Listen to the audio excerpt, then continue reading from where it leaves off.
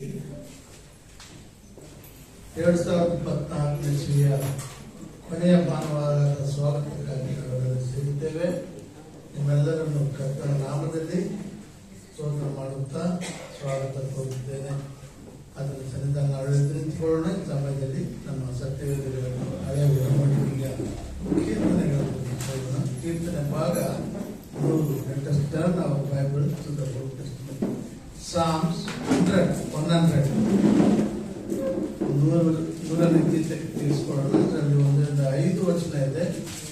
ಒಂದೊಂದು ವಚನವನ್ನು ನಾವು ನಿಧಾನವಾಗಿ ಗಟ್ಟಿಯಾಗಿ ಓದಿ ಜ್ಞಾನಯುಕ್ತ ಪತ್ರದಲ್ಲಿರುವ ಒಂದು ಆಶೀರ್ವಾದಗಳನ್ನು ಒಪ್ಪಿಸಿಕೊಳ್ಳೋಣ. ಕೀರ್ತನೆ 100 1-5 ವಚನಗಳನ್ನು ಒಟ್ಟಾಗಿ ಸಭೆಯಾಗಿ ನಾವು ಓದಿಕೊಂಡು ದೇವರಿಗೆ ಮಹಿಮೆ ಪಡಿಸೋಣ. ಕೀರ್ತನೆ 100. ಸಮಸ್ತ ಭೂನಿವಾಸಿಗಳೇ, ಯೆಹೋವನಿಗೆ ಜಯಘೋಷ ಮಾಡಿರಿ, ಯೆಹೋವನನ್ನು ಸಂತೋಷದಿಂದ ಕೀರ್ತಿಸಿರಿ, ಆತನ ಸನ್ನಿಧಿಗೆ ಬನ್ನಿರಿ, ಯೆಹೋವನೇ ದೇವರೆಂದು ತಿಳಿದುಕೊಳ್ಳಿರಿ. ನಮ್ಮನ್ನು ಮಾಡಿದವರು ಆತನೇ, ನಾವು ಆತನವರು, ಆತನ ಬದಲು ಆತನ ಮಾಯವ ಹಿಂದುಕೊಂಡಿದ್ದೇವೆ. ಆತನ ಮಂದಿರ ದ್ವಾರಗಳಿಗೂ ಆತನಗಳಿಗೂ ಬಂದಿರಿ, ಆತನ ಸ್ಮರಿಸಿರಿ, ಆತನ ನಾಮವನ್ನು ಕೊಂಡಾಡಿರಿ. ಆತನ ಕೃಪೆಯು ಯುಗಯುಗಕ್ಕೂ, ಆತನ ಸಂತತಿಯು ಇರುವುದು. ಹೌದು ಪ್ರಿಯರೇ, ಸಮಯದಲ್ಲಿ ನಾವು ನೋಡುವಾಗ ನಮ್ಮ ದೇವರು ಕರ್ತನಾದ ಯೇಸು ಸ್ವಾಮಿ ಉಪಕಾರವನ್ನು ನಾವು ಅವರು ಮಾಡ್ತಾ ಇದ್ದಾರೆ. ಅದಕ್ಕೆ ಆತನ ನಾಮವನ್ನು ನಾವು ಪ್ರತಿದಿನ ಕೊಂಡಾಡಬೇಕಾಗಿದೆ. ವಿಶೇಷವಾಗಿ ಈ ಪುನರುತ್ಥಾನದ ದಿನದಂದು 2024ನೇ ಇಸ್ವಿಯ ಕೊನೆಯ ಈ ಒಂದು ಭಾನುವಾರದಲ್ಲಿ ಆತನನ್ನು ಪೂರ್ಣ ಆತ್ಮನಿಂದ, ಪೂರ್ಣ ಶರೀರದಿಂದ, ಪೂರ್ಣ ಮನಸ್ಸಿನಿಂದ ಆರಾಧಿಸಲಿಕ್ಕಾಗಿ ನಾವು ಇಲ್ಲಿ ಕೂಡಿ ಬಂದಿದ್ದೇವೆ. ಆರಾಧನೆಯ ಪ್ರಾರಂಭದ ಸಮಾಪ್ತಿಯವರೆಗೂ ದೇವರು ತಾನೇ ಇದನ್ನು ನಡೆಸಿಕೊಟ್ಟು ಇಲ್ಲಿ ಕೂಡಿ ಬಂದ ಒಬ್ಬೊಬ್ಬರನ್ನು ಕೂಡ ಬಂದ ಹಾಗೆ ಹಿಂದಿರುಗದ ಹಾಗೆ ಕರ್ತನ ತಾನೇ ನಮ್ಮೆಲ್ಲರನ್ನು ಆಶೀರ್ವದಿಸಬೇಕೆಂದು ಬೇಡ್ಕೊಳ್ತಾ ಇದ್ದೇವೆ.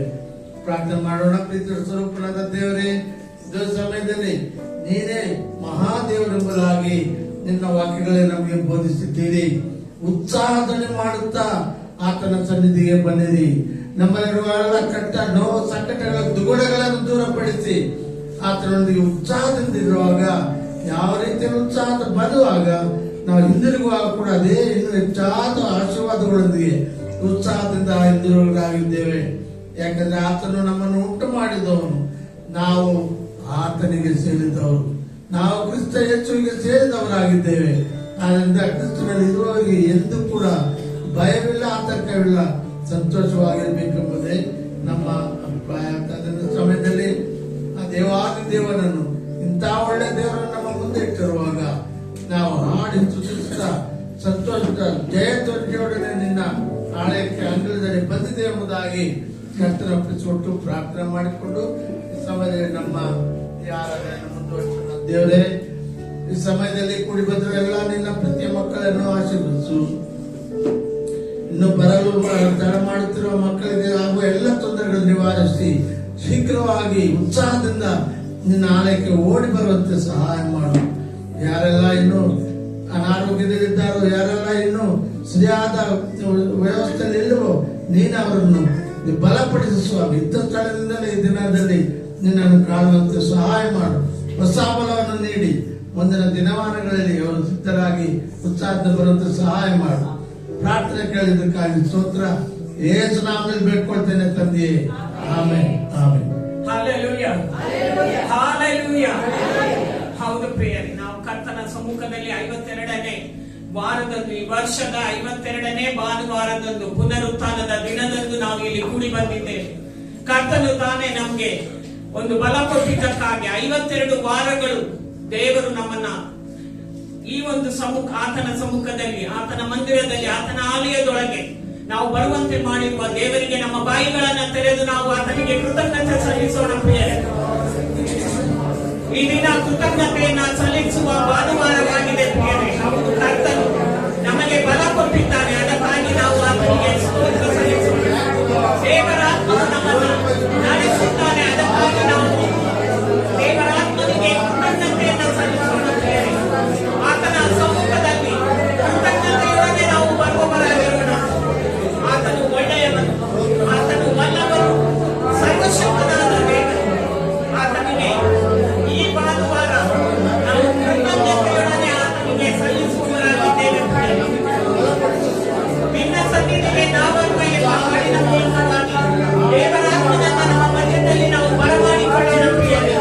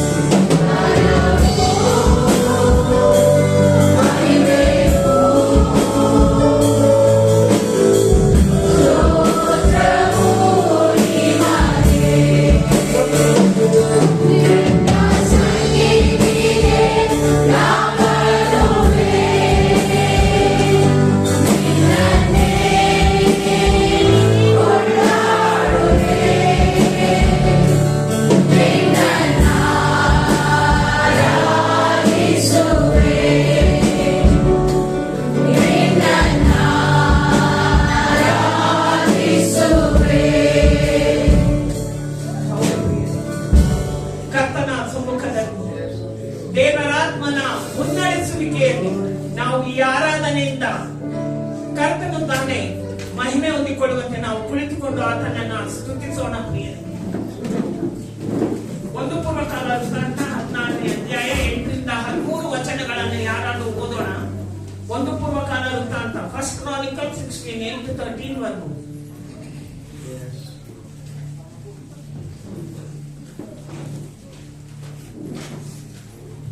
ಒಂದು ಪೂರ್ವಕಾಲ ವೃತ್ತಾಂತ 14ನೇ ಅಧ್ಯಾಯ 8ರಿಂದ 13 ವಚನಗಳನ್ನ ಗಟ್ಟಿಯಾಗಿ ನಾವು ಓದಿಕೊಳ್ಳೋಣ.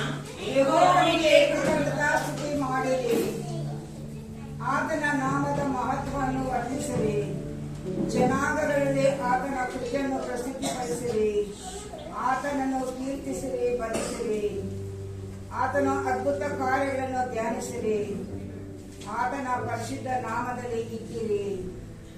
ಯೆಹೋವನ ದರ್ಶನವನ್ನು ಕೋರುವವರೆಲ್ಲ ಹೃದಯವು ಹರ್ಷಿಸಲಿ. ಓದಿ ಓದಿ. ಯೆಹೋವನನ್ನು ಆತನ ಬಲವನ್ನು ಆಚರಿಸಿರಿ, ನಿತ್ಯವೂ ಆತನ ದರ್ಶನವನ್ನು ಅಪೇಕ್ಷಿಸಿರಿ. ಆತನ ಸೇವಕನಾದ ಇಸ್ರಾಯೇಲಿನ ಸಂತತಿಯವರೇ, ಆತನ ಆರಿಸಿಕೊಂಡ ಯಾಕೋಬನ ವಂಶದವರೇ, ಆತನ ಅದ್ಭುತ ಕೃತ್ಯ, ಮಹಾಕಾರ್ಯ, ನ್ಯಾಯ ವಿನಯಗಳನ್ನು ನೆನಪು ಮಾಡಿಕೊಳ್ಳಿ. ಹೌದು ಪ್ರಿಯರೇ, ಈ ದಿನ ನಾವು ಏನು ಮಾಡ್ಕೊಳ್ತಾ ಇದ್ದೇವಂತೆ, ವರ್ಷ ಕಾಲ ದೇವರು ನಮ್ಮನ್ನ 52 ವಾರಗಳು ಆತನ ಸಮ್ಮುಖಕ್ಕೆ ಬರುವಂತೆ ಆತನು ನಮಗೆ ಅದ್ಭುತ ಕಾರ್ಯ ಮಾಡಿದ್ದಾನೆ. ಹೌದಾ? ಹೌದು ಪ್ರಿಯರೇ, ನಾವು ಆತನ ಸಮ್ಮುಖಕ್ಕೆ ಬರುವುದು ನಮ್ಮ ಬಲದಿಂದಲ್ಲ, ಕರ್ತನು ನಮ್ಮನ್ನ ನಡೆಸಿದ್ದಾನೆ. ಪ್ರತಿ ಭಾನುವಾರ ನಮಗೆ ಆರೋಗ್ಯ ಕೊಟ್ಟಿದ್ದಾನೆ, ಪ್ರತಿ ಭಾನುವಾರ ನಮಗೆ ಬಲ ಕೊಟ್ಟಿದ್ದಾನೆ. ಪ್ರಿಯರೇ, ಆತನನ್ನ ನಾವು ಕೃತಜ್ಞತೆಯಿಂದ ನೆನಪು ಮಾಡಿಕೊಳ್ಳುವಂತೆ, ಆತನು ಮಾಡಿದ ಅದ್ಭುತ ಕಾರ್ಯಗಳನ್ನ ನೆನೆಸಿಕೊಳ್ಳುವಂತೆ ಈ ಹಾಡನ್ನ ನಾವು ಹಾಡಿಕೊಳ್ಳೋಣ ಪ್ರಿಯರೇ.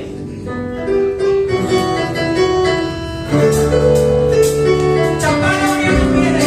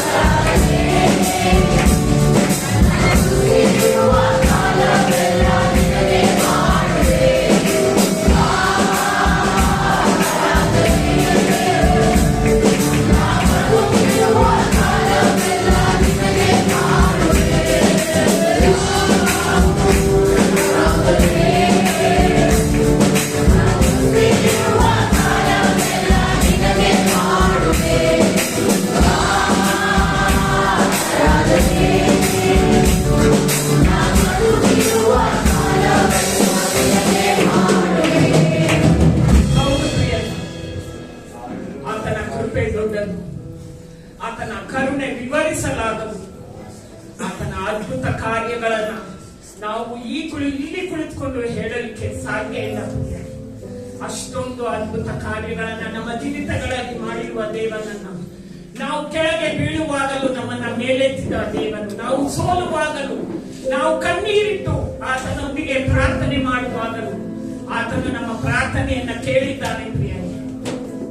ಆತನು ನಮ್ಮ ಜೀವಿತಗಳಲ್ಲಿ ಹೇರಾಳವಾದ ಆಶೀರ್ವಾದಗಳನ್ನ ಸುರಿಸಿದ್ದಾನೆ. ಎಣಿಸಲಿಕ್ಕೆ ಸಾಧ್ಯವೇ ಇಲ್ಲ ಪ್ರಿಯರೇ. ಆತನು ನಮ್ಮ ಜೀವಿತಗಳಲ್ಲಿ ತಂದೆಯಾಗಿ, ತಾಯಿಯಾಗಿ, ಆತನ ನಮಗ ಸ್ನೇಹಿತನಾಗಿ, ಬಂಧುವಾಗಿ, ಎಲ್ಲವೂ ಆಗಿದ್ದ ನಮ್ಮ ದೇವನನ್ನ ನನ್ನ ತಂದೆ ನೀನೆ ಎಂಬ ಹಾಡಿನ ಮೂಲಕವಾಗಿ ಆತನನ್ನು ಸ್ಮರಿಸೋಣ ಪ್ರಿಯರೇ.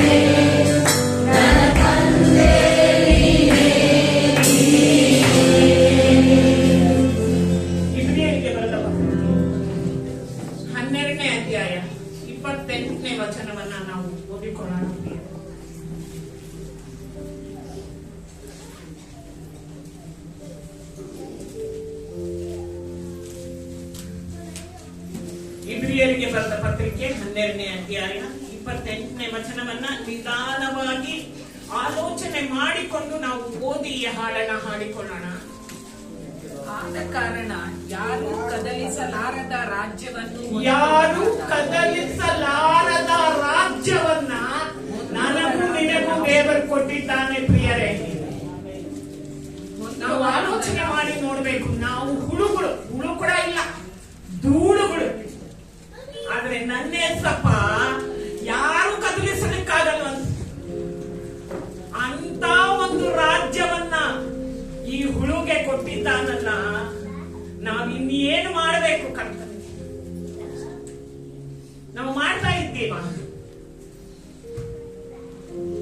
ವರ್ಷ ಕಳೀತಾ ನಾವೇನಾಗ್ತಾ ಇದ್ದೇವೆ? ಕರ್ತನಿಗೆ ಹತ್ತಿರವಾಗ್ತಾ ಇದ್ದೇವೆ. ಆ ರಾಜ್ಯಕ್ಕೆ ನಾವು ಹತ್ತಿರವಾಗ್ತಾ ಇದ್ದೇವೆ. ಪ್ರಿಯ ನೋಡಿ, ಅಷ್ಟು ಚೆನ್ನಾಗಿ ಆ ಬರಹಗಾರ ಹೇಳ್ತಾನೆ. ಓದಿ ಅದನ್ನ. ಆದ ಕಾರಣ ಯಾರು ಕದಲಿಸಲಾರದ ರಾಜ್ಯವನ್ನು ಹೊಂದುವವರಾದ ನಾವು ಕೃತಜ್ಞತೆಯುಳ್ಳವರಾಗಿ ಆತನಿಗೆ ಸಮರ್ಪಕವಾದ ಆರಾಧನೆಯನ್ನ ನಾವು ಸಲ್ಲಿಸಬೇಕಾಗಿದೆ. ಅದು ಹೇಗಂತೆ? ಭಯಭಕ್ತಿಯಿಂದ ಆತನಿಗೆ ಸಲ್ಲಬೇಕಾದ ನಾವು ಸಲ್ಲಿಸಿದ್ದೇವ ವರ್ಷವೆಲ್ಲ.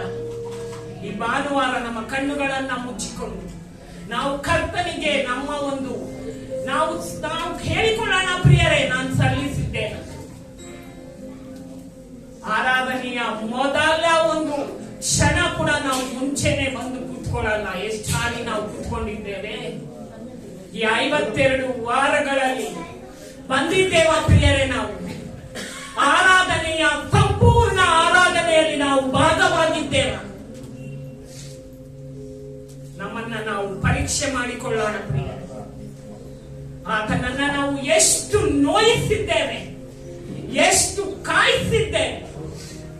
ಆತನು ಬಂದು ಇಲ್ಲಿ ಕೂತ್ಕೊಳ್ತಾ ಇದ್ರು, ಆದ್ರೆ ನಾವು ಬಂದಿದ್ವಾ? ಎಷ್ಟು ಸಾರಿ ನಾವು ಸಂಪೂರ್ಣ ಆರಾಧನೆಯಲ್ಲಿ ಭಾಗವಾಗಿದ್ವಿ ಪ್ರಿಯರೇ? ನಮ್ಮನ್ನ ನಾವು ಪರೀಕ್ಷೆ ಮಾಡಿಕೊಂಡು ಎದ್ದು ನಿಂತುಕೊಂಡು ನಾವು ಎಣಿಸಲು ಆಗದಷ್ಟು, ಹೌದು ಏಸಪ್ಪ, ಎಣಿಸಲು ಆಗದಷ್ಟು ಕೃಪೆಯನ್ನ ನಮಗೆ ಕೊಟ್ಟಿದ್ದಾನೆ. ಇನ್ನು ಸಹಿಸಿಕೊಂಡು ನಿಂತಿದ್ದಾನೆ ಪ್ರಿಯರೇ. ಆ ಎಣಿಸಲು ಆಗದಷ್ಟು ಆ ಕೃಪೆಯನ್ನ ನೆನೆಸುತ್ತಾ ಆ ಒಂದು ಹಾಡಿನಲ್ಲಿ ಎಲ್ಲ ಉಂಟು ಪ್ರಿಯರೇ. ಆ ಒಂದು ಕೀರ್ತನೆಗಾರನು ಸೂಪರಾಗಿ ಆ ಹಾಡನ್ನ ಬರೆದಿದ್ದಾನೆ. ಒಂದೊಂದರಲ್ಲೂ ಆತನು ಕೃತಜ್ಞತೆಯನ್ನ ತೋರಿಸ್ತಾ ಇದ್ದಾನೆ. ಅದರಿಂದ ಅರ್ಥಗರ್ಭಿತವಾಗಿ, ಮನಪೂರ್ವಕವಾಗಿ ಆತನಿಗೆ ನಾವು ಕೃತಜ್ಞತೆಯನ್ನ ಸಲ್ಲಿಸೋಣ ಪ್ರಿಯರೇ.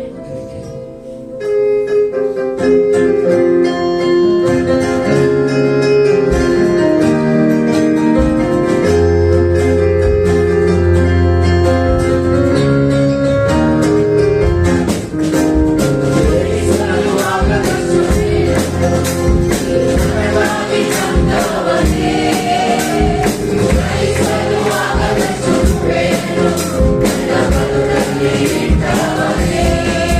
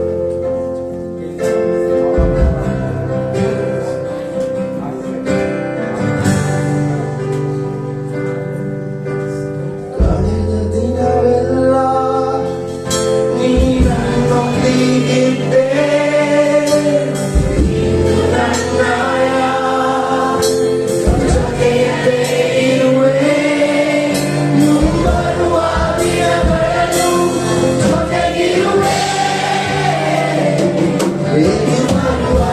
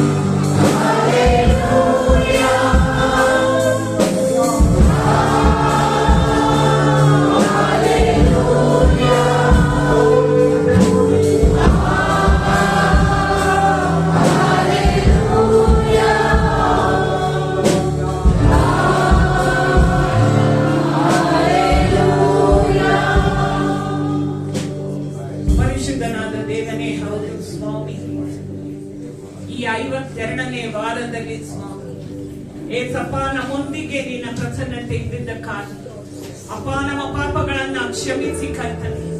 ಅಪ್ಪ ನಮ್ಮನ್ನ ಕರ್ತನೆ ದೇವನೇ ಈ ಒಂದು ಪುನರುತ್ಥಾನದ ದಿನದಲ್ಲಿ ನಡೆಸಿದ್ದಕ್ಕಾಗಿ ಅಪ್ಪ ನಮ್ಮ ಆರಾಧನೆಯನ್ನ ನೀನು ಅಂಗೀಕರಿಸಿಕೊಂಡಿದ್ದಕ್ಕಾಗಿ ನಾವು ಕೃತಜ್ಞತೆಯೊಡನೆ ನಿನಗೆ ಅಪ್ಪ ಇದು ಕರ್ತನೆ ನಮ್ಮ ಮನಸ್ಪೂರ್ವಕವಾದ ಆರಾಧನೆಯನ್ನ ಸಲ್ಲಿಸುವವರಾಗಿದ್ದೇವೆ. ಒಳ್ಳೆಯ ತಂದೆ,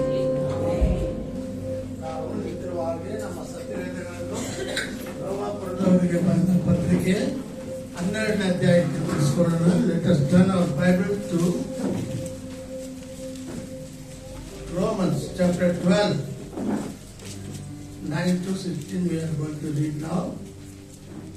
ಹೊಸ ಒಡಂಬಡಿಕೆ ರೋಮಾಪುರದವರಿಗೆ ಬರೆದ ಪತ್ರಿಕೆ ಪೌಲನು ರೋಮಾಪುರದವರಿಗೆ ಬರೆದ ಪತ್ರಿಕೆ 12ನೇ ಅಧ್ಯಾಯ, ಅದರಲ್ಲಿ ವಚನ 9ರಿಂದ 16 ನಮ್ಮ ಮಧ್ಯೆ ಇರುವ ಶ್ರೀಮತಿ ಮಾರ್ಗರೆಟ್ ಚಿನ್ನರಾಜು ಅವರು ಓದುವಾಗ ನಾವು ಕೂಡ ಅದನ್ನು ಗಮನವಾಗಿಟ್ಟು ನಾವು ವಾಕ್ಯಗಳ ಮೂಲಕ ಆಶೀರ್ವಾದವನ್ನು ಹೊಂದಿಕೊಳ್ಳೋಣ. Romans chapter 12, 9 to 16. ನಿಮ್ಮ ಪ್ರೀತಿಯು ನಿಷ್ಕಪಟವಾಗಿರಲಿ, ಕೆಟ್ಟತನಕ್ಕೆ ವಹಿಸಿಕೊಂಡು ಒಳ್ಳೆಯದನ್ನು ಬಿಗಿಯಾಗಿ ಹಿಡಿದುಕೊಂಡಿರಿ. ಕ್ರೈಸ್ತ ಸಹೋದರರು ಅಣ್ಣ ತಮ್ಮಂದಿರೆಂದು ಒಬ್ಬರನ್ನೊಬ್ಬರು ಪ್ರೀತಿಸಿರಿ. ಮಾನ ಮರ್ಯಾದೆಯನ್ನು ತೋರಿಸುವುದರಲ್ಲಿ ಒಬ್ಬರಿಗಿಂತ ಒಬ್ಬರು ಮುಂದಾಗಿರಿ. ಜಾಗ್ರತೆ ಬೇಕಾದಲ್ಲಿ ಆಲಸ್ಯವಾಗಿರದೆ ಆಸಕ್ತ ಚಿತ್ತರಾಗಿದ್ದು ಕರ್ತನ ಸೇವೆ ಮಾಡುವವರಾಗಿರಿ. ಕ್ರೈಸ್ತರು ನಿರೀಕ್ಷಿಸುವ ಮಹಾ ಪದವಿಯನ್ನು ನೆನೆಸಿ ಉಲ್ಲಾಸವಾಗಿರಿ. ಉಪದ್ರವಗಳಲ್ಲಿ ಸೈರಣೆಯುಳ್ಳವರಾಗಿರಿ. ಬೇಸರಗೊಳ್ಳದೆ ಪ್ರಾರ್ಥನೆ ಮಾಡಿರಿ. ದೇವ ಜನರಿಗೆ ಕೊರತೆ ಬಂದಾಗ ಸಹಾಯ ಮಾಡಿರಿ.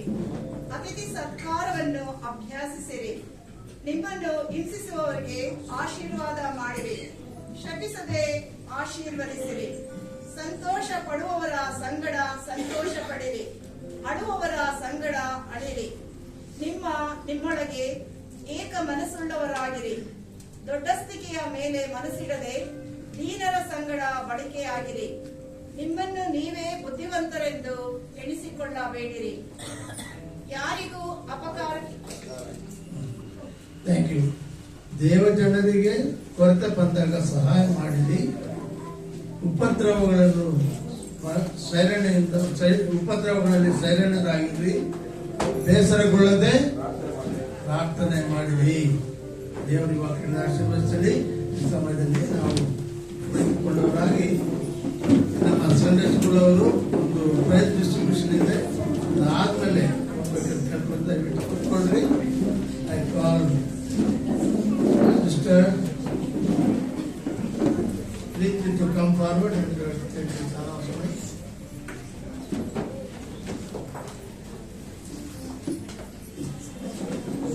Okay. So ಈ ವರ್ಷದಲ್ಲಿ ಕೆಲವು ಗೇಮ್ಸ್ ಮತ್ತೆ ಇನ್ನಿತರ ಕಾರ್ಯಕ್ರಮಗಳನ್ನ ಮಕ್ಕಳಿಗೋಸ್ಕರ ನಡೆಸಿದ್ದೇವೆ. ಸೊ ಅವ್ರಿಗೆ ಈ ಒಂದು ಸಮಯದಲ್ಲಿ ನಾವು ಪ್ರೈಸಸ್ ನ ಕೊಡುವಂತರಾಗಿದ್ದೇವೆ. ಪ್ರೈಸಸ್ ನ ತಗೊಂಡ ಮೇಲೆ ಮಕ್ಕಳೆಲ್ಲ ನಿಮ್ಮ ಮೇಲೆ ಹೋಗ್ಬೇಕಾಗಿ ನಾನು ಕೇಳ್ಕೊಂತೇನೆ. ಸೊ ನಾವು ಮಕ್ಕಳಿಗೆ ಗೇಮ್ಸ್ ಆಡಿಸಿದ್ದೇವೆ. ಸೊ ಈ ಗೇಮ್ಸ್ ಅಲ್ಲಿ ವಿನ್ನರ್ಸ್ ಬಂದ್ಬಿಟ್ಟು ಎಲ್ಲ ಗ್ರೂಪ್ ಗೇಮ್ಸ್ ಇದು. ಸೊ ಗ್ರೂಪ್ ಆಗಿ ಬರ್ಬೇಕು ನೀವೆಲ್ಲರೂ. ವಿಜಯ್, ಸಾನಿಧ್ಯ, ಶಾರನ್ ಅಂಡ್ ಅರ್ಜುನ್ 4 ಜನ ಇದು. ಬನ್ನಿ. ಜೇಕಬ್ ಅಂಕಲ್ ಅವರು ಪ್ರೈಸ್ ಬರುತ್ತಾರೆ.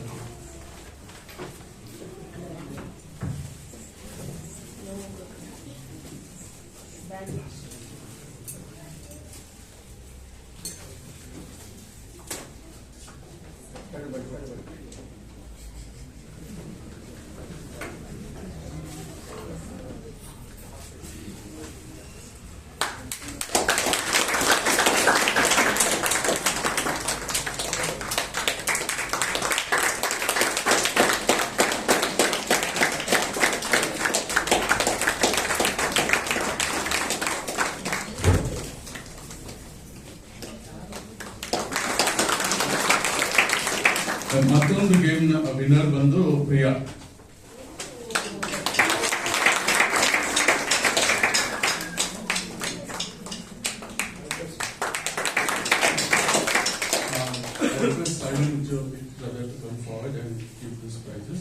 ಡ್ರಾಯಿಂಗ್ ಅಂಡ್ ಪೇಂಟಿಂಗ್ ಇದು ಕೂಡ group activity. Cyril, Sonu, Shraddha and Stalwin 4 ಜನ ಬಂದು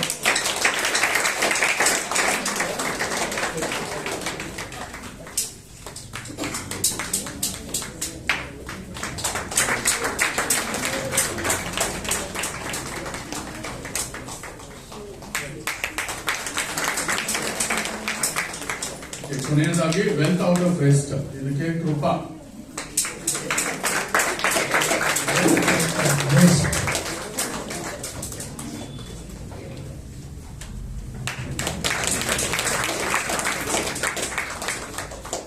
ಕಂಗ್ರಾಚುಲೇಷನ್ಸ್. ಅದನ್ನು ತಯಾರು ಮಾಡಿ ಅವರಿಗೆ ಪ್ರೋತ್ಸಾಹಿಸಿದ ನಿಮ್ಮೆಲ್ಲರಿಗೂ ವಂದನೆಗಳು ಮತ್ತು ಸಂಡೇ ಸ್ಕೂಲ್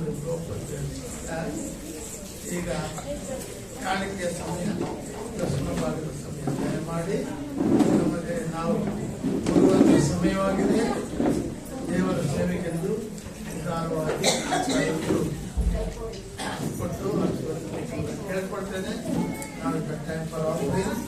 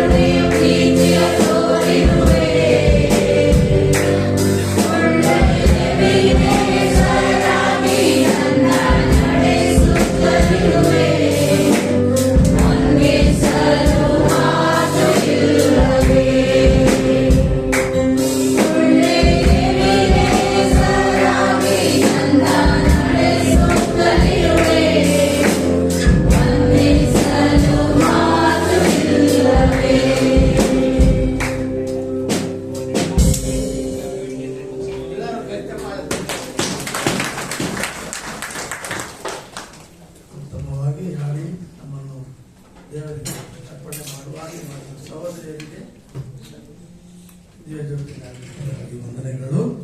ಈ ಸಮಯದಲ್ಲಿ ವಿಶೇಷವಾಗಿ ಕಾರ್ಯಕ್ರಮ ಕೂಗೋಣ. ಯಾರೆಲ್ಲ ನಮ್ಮ ಸಭೆಯಲ್ಲಿ ನಮ್ಮ ಜನ ಜನ್ಮದಿನಗಳನ್ನು ಮತ್ತು ವಿವಾಹ ದಿನಗಳನ್ನು ಆಚರಿಸ್ತಾರೋ ದಯಮಾಡಿ ನಿಮ್ಮ ಕುಟುಂಬದಲ್ಲಾಗಲಿ ನೀವಾಗಲಿ ಇಲ್ಲಿದ್ದರೆ ದಯಮಾಡಿ ನಿಂತ್ಕೊಳ್ಬೇಕಂತ ಕೇಳ್ಕೊಳ್ತೇನೆ. Celebrating their birthdays and anniversary, I request all those who are present here to just stand and we are going to pray for you. Dina, birthday.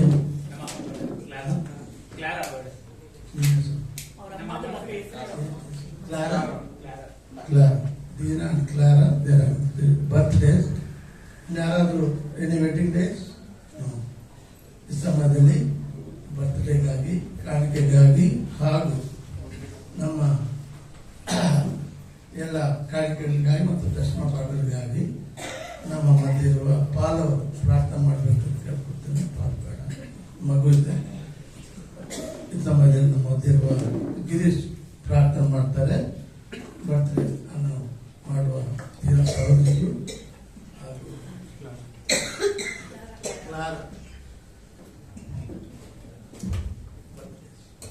ಪ್ರೀತಿಯುಳ್ಳ ದೇವರೇ, ನಿನ್ನ ಪ್ರಸನ್ನತೆಗೆ ಬರ್ತೇವಪ್ಪ. ನೀನು ಮಾಡುವಂತ ಎಲ್ಲ ಮೇಲುಗಳನ್ನು ನೆನೆಸಿ ಕೃತಜ್ಞತೆ ಸಲ್ಲಿಸ್ತೇವೆ. ದೇವರೇ, ದಿನ ಆರಾಧನೆ ನಮ್ಮ ನಡೆಸಿದ ಕಾರ್ಯ ನಿಮಗೆ ಸ್ತೋತ್ರ. ದೇವರೇ, ಈ ವಾರದಲ್ಲಿ ದೇವರೇ ತಮ್ಮ ಜನ್ಮದಿನಗಳನ್ನು ಆಚರಿಸುತ್ತಿರುವಂತ ಈ ಮಕ್ಕಳನ್ನ ನಿಮ್ಮ ಕಡೆ ಒಪ್ಪಿಸಿಕೊಡ್ತೇನೆ ಸ್ವಾಮಿ. ದೇವರ ತಾಯಿಯ ಗರ್ಭದಲ್ಲಿ ರೂಪಿಸುವುದಕ್ಕಿಂತ ಮುಂಚೆ ನೀನು ಅವರನ್ನು ತಿಳಿದಿದ್ದೀರಿ. ಅವರ ಕುರಿತಾಗಿ ನಿನ್ನ ಆಲೋಚನೆಗಳನ್ನ ನೀನು ಇಟ್ಟಿದ್ದೀರಿ. ಅದಕ್ಕಾಗಿ ನಿಮಗೆ ಸ್ತೋತ್ರ. ದೇವರೇ, ನೀನು ಎಲ್ಲವನ್ನ ಸರಿಯಾದ ಸಮಯಕ್ಕೆ ಸರಿಯಾದ ಕಾರ್ಯಗಳನ್ನ ಮಾಡಲಿಕ್ಕೆ ಶಕ್ತನಾದ ದೇವರು ನೀನು ಹಾಕಿದ್ದೆ. ಅವರ ಜೀವಿತಗಳಲ್ಲಿ ನಿನ್ನನ್ನು ನೀನು ಇನ್ನೂ ಹೆಚ್ಚಾಗಿ ದೇವರೇ ತೋರಿಸಿಕೊಡಿ, ನಿನ್ನ ಅರ್ಥ ಮಾಡ್ಕೊಳ್ಳಿಕ್ಕೆ ಸಹಾಯ ಮಾಡ್ರಿ ಅಪ್ಪ. ಅವರ ಜೀವಿತಗಳಲ್ಲಿ ಸ್ವಾಮಿ ಅವರು ಯೋಚಿಸ್ತಿರುವಂತ ಎಲ್ಲ ಮೇಲುಗಳನ್ನ ಅವರ ಜೀವಿತದಲ್ಲಿ ದಯಪಾಲಿಸಿಕೊಡ್ರಿ ಸ್ವಾಮಿ. ಅಪ್ಪ, ಒಂದು ಸಮಯದಲ್ಲಿ ಇಬ್ಬರ ಮಕ್ಕಳನ್ನ ನಿಮ್ ಕಡೆ ಒಪ್ಪಿಸಿಕೊಡ್ತೇವೆ, ನೀವು ನಡೆಸ್ರಿ ದೇವರೇ. ಅದೇ ರೀತಿಯಾಗಿ ನಮ್ಮೆಲ್ಲರನ್ನು ಕೂಡ ನಿಮ್ ಕಡೆ ಒಪ್ಪಿಸಿಕೊಡ್ತೇವೆ ಅಪ್ಪ. ನೀವೇ ನಮ್ಮನ್ನ ನಡೆಸ್ರಿ. ಯೇಸುವಿನ ಹೆಸರಿನಲ್ಲಿ ತಂದೆ.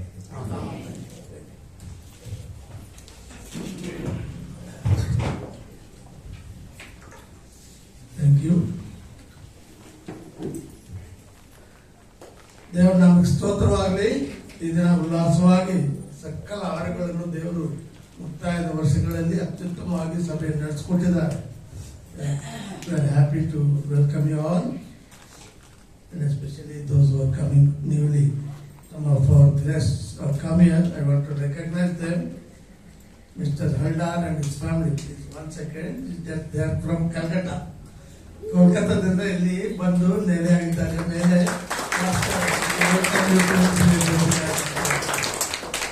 ಅವರು ಬಹಳ ದಿನಗಳಿಂದ ಈ ಚರ್ಚ್ ಕಂಡ್ರೆ ತುಂಬಾ ಪ್ರೀತಿ ಅವ್ರಿಗೆ. They love this church. ಅವ್ರ ಮಗಳು ಇಲ್ಲೇ ಬ್ಯಾಪ್ಟಿಸ್ಟ್ ಚರ್ಚ್ ಅಲ್ಲಿ ಜಾಪ್ಟಿಸ್ಟ್ ಹಾಸ್ಪಿಟಲ್ ಅಲ್ಲಿ ವಿದ್ಯಾಭ್ಯಾಸ ಮಾಡಿ ಈಗ ಅಲ್ಲಿ ಕೆಲಸ ಮಾಡ್ತಾ ಇದ್ದಾರೆ. We are privileged to have this happy occasion.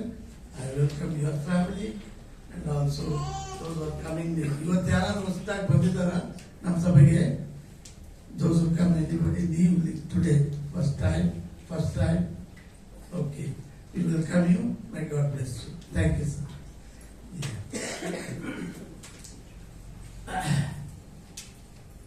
ಪ್ರೀತಿಯ ಸಹೋದರ ಸಹೋದರಿಯರೇ, ಪ್ರಪ್ರಥಮವಾಗಿ ಈ ಆರಾಧನೆ ನಂತರ ನಮ್ಮ ಸಭೆಯ ಆನಿವರ್ಸರಿ ಇರ್ತದೆ, ವಾರ್ಷಿಕ ಸಭೆ ಇರ್ತದೆ. ದಯವಿಟ್ಟು ಯಾರು ಇಲ್ಲಿರೋರು ಬಂದು ಯಾರು ಹೋಗ್ಬಾರ್ದು. ನಿಮಗೆಲ್ಲ ಇಲ್ಲೇ ಸಿದ್ಧ ಮಾಡಿದ್ದಾರೆ, ಊಟ ಸಿದ್ಧ ಮಾಡಿದ್ದಾರೆ. ನೀವು ದಯಮಾಡಿ ಎಲ್ಲ ಆತದ್ದು ಸಭೆ ಬಹಳ ಮುಖ್ಯ. ಯಾಕಂದ್ರೆ ಇದು ಒಂದು ವರ್ಷದ ವರದಿಯನ್ನು ಅವರು ಪ್ರಯಾಸ ಪಟ್ಟು ನಿಮ್ಮೆಲ್ಲ ಪ್ರೋತ್ಸಾಹದಿಂದ ಅವ್ರು ಮಾಡಿ ಎಲ್ಲ ಕ್ಷೇತ್ರಗಳಲ್ಲಿ ಏನೇನು ಮಾಡಿದ್ದಾರೆ ಅದನ್ನ ರಿಕಾಲ್ ಮಾಡ್ಬೇಕಾಗ್ತದೆ.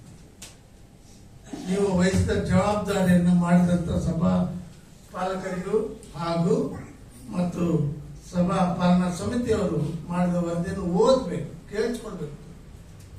ಕೇಳಿಸ್ಕೊಂಡ್ರೆ ನಾನೇನ್ ಮಾಡ್ಬೇಕು, ಏನ್ ಮಾಡಿಲ್ಲ ಅದನ್ನ ನಾನು ಮಾಡ್ತೀನಿ ಅಂತೇಳಿ ಮುಂದೆ ಬರ್ಬೇಕು.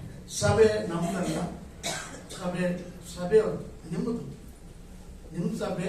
ಅದಕ್ಕೆ ತಲೆ ಯೇಸು ಸ್ವಾಮಿ ದೇವರ ಸೇವೆಗೆ, ಯೇಸುವಿನ ಸೇವೆಗೆ ಮುಂದಾಗಿರ್ಬೇಕು. ಆದ್ರಿಂದ ದಯಮಾಡಿ ಈ ಒಂದು ಕಾರ್ಯದಲ್ಲಿ ಅವರನ್ನು ಪ್ರೋತ್ಸಾಹಿಸ್ರಿ. ಮತ್ತೆ ಬರುವ ವರ್ಷ 2025ನೇ ಇಸ್ವಿಗೆ ನಾವು ಹೊಸ ಸಭಾಪಾಲನಾ ಸಮಿತಿಯನ್ನ ನೇಮಕ ಮಾಡ್ತೀವಿ. ಅದನ್ನ ದೇವರು ಹಸ್ತವಚನವಾಗಿ ಪ್ರಾರ್ಥನಾಪೂರ್ವಕವಾಗಿ ಅವರಿಗೆ ಪ್ರೋತ್ಸಾಹ ಕೊಟ್ಟು for the next year they are going to see all our activities. ಸಭೆ ಓಪನ್ ನಡೆಸೋದಕ್ಕೆ ಆಗಲ್ಲ. So we want. That's why Jesus Christ chose the 12 apostles. After I go, even in my absence, they will do. ಹಾಗೆ ನೀವು ಕೂಡ ನಿಮ್ಮ ಸಭೆಗಳಲ್ಲಿ ಸಭಾಪಾಲಕರಲ್ಲಿ ಒಬ್ಬೊಬ್ಬರು ಕೂಡ ಇಲ್ಲಿ ದೇವರ ಮಕ್ಕಳು ಯೇಸುನ ಕೊಂಡಾಡುತ್ತಾ ಅವರು ಸೇವೆ ಮಾಡಲಿಕ್ಕೆ ಆಸೆಯಿಂದ ಆಸಕ್ತಿಯಿಂದ ಮುಂದೆ ಬರಬೇಕೆಂಬುದಾಗಿ ಹೇಳ್ಕೊಳ್ತೇನೆ. ಅವ್ರಿಗಾಗಿ ನಾವು ಕೂಡ ವಿಶೇಷ ಪ್ರಾರ್ಥನೆ ಮಾಡ್ತಾ ಇದ್ದೇವೆ. ಇಡೀ ವರ್ಷದಲ್ಲಿ ಮಾಡಿದ ಕಾರ್ಯಕ್ಕೆ ಸ್ತೋತ್ರ ಹೇಳ್ತೇವೆ ಮತ್ತು ಬರುವ ವರ್ಷಕ್ಕೆ ಅವರನ್ನ ಬಲಪಡಿಸಿ ಮುಂದಕ್ಕೆ ಕಳಿಸುವವರಾಗಿದ್ದೇವೆ. ಈ ಸಮಯದಲ್ಲಿ ನಮ್ಮ ಮಧ್ಯೆ ನಾವು ನೇರವಾಗಿ ನಮ್ಮ ವಾಕ್ಯಕ್ಕಾಗಿ ಹೋಗೋಣ.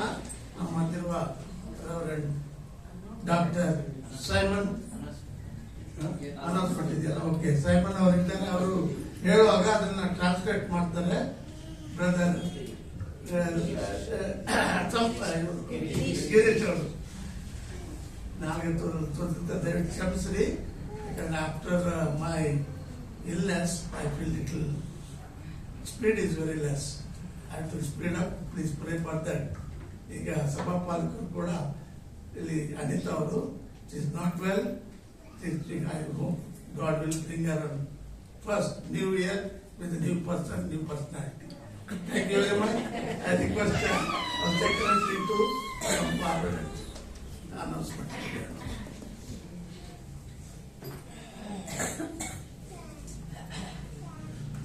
ಈ ವಾರದ ಕಾರ್ಯಕ್ರಮಗಳು ಎಲ್ಲರೂ ಗಮನಿಸಿ. ಮಂಗಳವಾರ, ಅದು ಡಿಸೆಂಬರ್ 31ನೇ ತಾರೀಕು, ವರ್ಷದ ಕೊನೆಯ ದಿನ ನಾವು ರಾತ್ರಿ ಜಾವದ ಒಂದು ಆರಾಧನೆಯನ್ನು ಮಾಡುವಂತರಾಗಿದ್ದೇವೆ. ರಾತ್ರಿ 10 ಗಂಟೆಯಿಂದ ಹಿಡಿದು ಬೆಳಗಿನ ಜಾವ 2 ಗಂಟೆಯವರೆಗೂ ನಾವು ಆರಾಧನೆ ಮಾಡುವಂತರಾಗಿದ್ದೇವೆ. ಸೊ ಫಸ್ಟ್ ಓಲ್ಡ್ ಇದು ಹಳೆ ವರ್ಷದ ಆರಾಧನೆ ಮತ್ತು ತದನಂತರ ಹೊಸ ವರ್ಷದ ಆರಾಧನೆಯನ್ನು ನಾವು ಮಾಡುವಂತರಾಗಿದ್ದೇವೆ. ತಾವೆಲ್ಲರೂ ಇದರಲ್ಲಿ ಪಾಲ್ಗೊಂಡು ಆಶೀರ್ವಾದವನ್ನು ಹೊಂದಬೇಕಾಗಿ ಕೇಳ್ಕೊಂತಾನೆ. ಮತ್ತು ಬರುವ ಶನಿವಾರ ಸಾಯಂಕಾಲ ಹಾಡಿನ ಅಭ್ಯಾಸ ಇರುತ್ತದೆ. ಹಾಡಿನ ತಂಡದವರು ಬಂದು ಮುಂದಿನ ಭಾನುವಾರದ ಒಂದು ಆರಾಧನೆ ಸಿದ್ಧತೆ ಮಾಡ್ಕೋಬೇಕಾಗಿ ಕೇಳ್ಕೊಂತಾನೆ. ಮತ್ತು ಬರುವ ಭಾನುವಾರ ಬೆಳಗಿನ ಜಾವ 8 ಸಭೆಯಲ್ಲಿ ಆರಾಧನೆ ಇರುತ್ತದೆ. ಅದು ಫಸ್ಟ್ ಸಂಡೇ ಆಗಿರೋದ್ರಿಂದ ಅವತ್ತು ಕರ್ತನ ಭೋಜನ ಸಹ ಇರುತ್ತದೆ.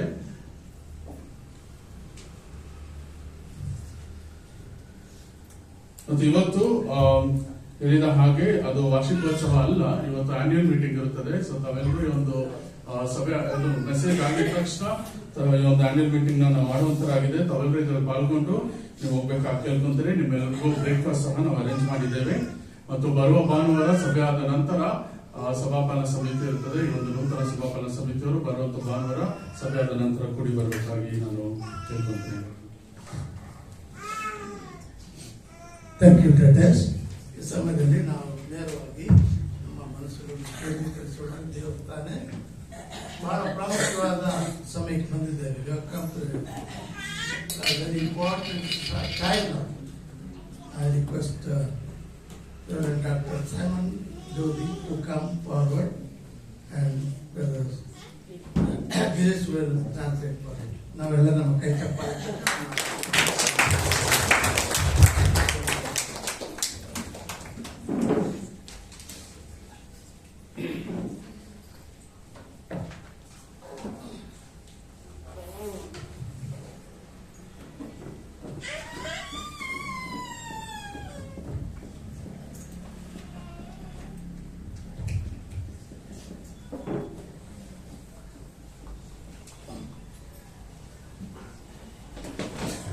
God for one more opportunity to share God's word with you. ದೇವರ ವಾಕ್ಯವನ್ನು ಹಂಚಿಕೊಳ್ಳಿಕ್ಕೆ ದೇವರು ಕೊಟ್ಟ ಕೃಪೆಗಾಗಿ ನಾನು ದೇವರಿಗೆ ಕೃತಜ್ಞತೆಗಳನ್ನು ಸಲ್ಲಿಸುತ್ತೇನೆ.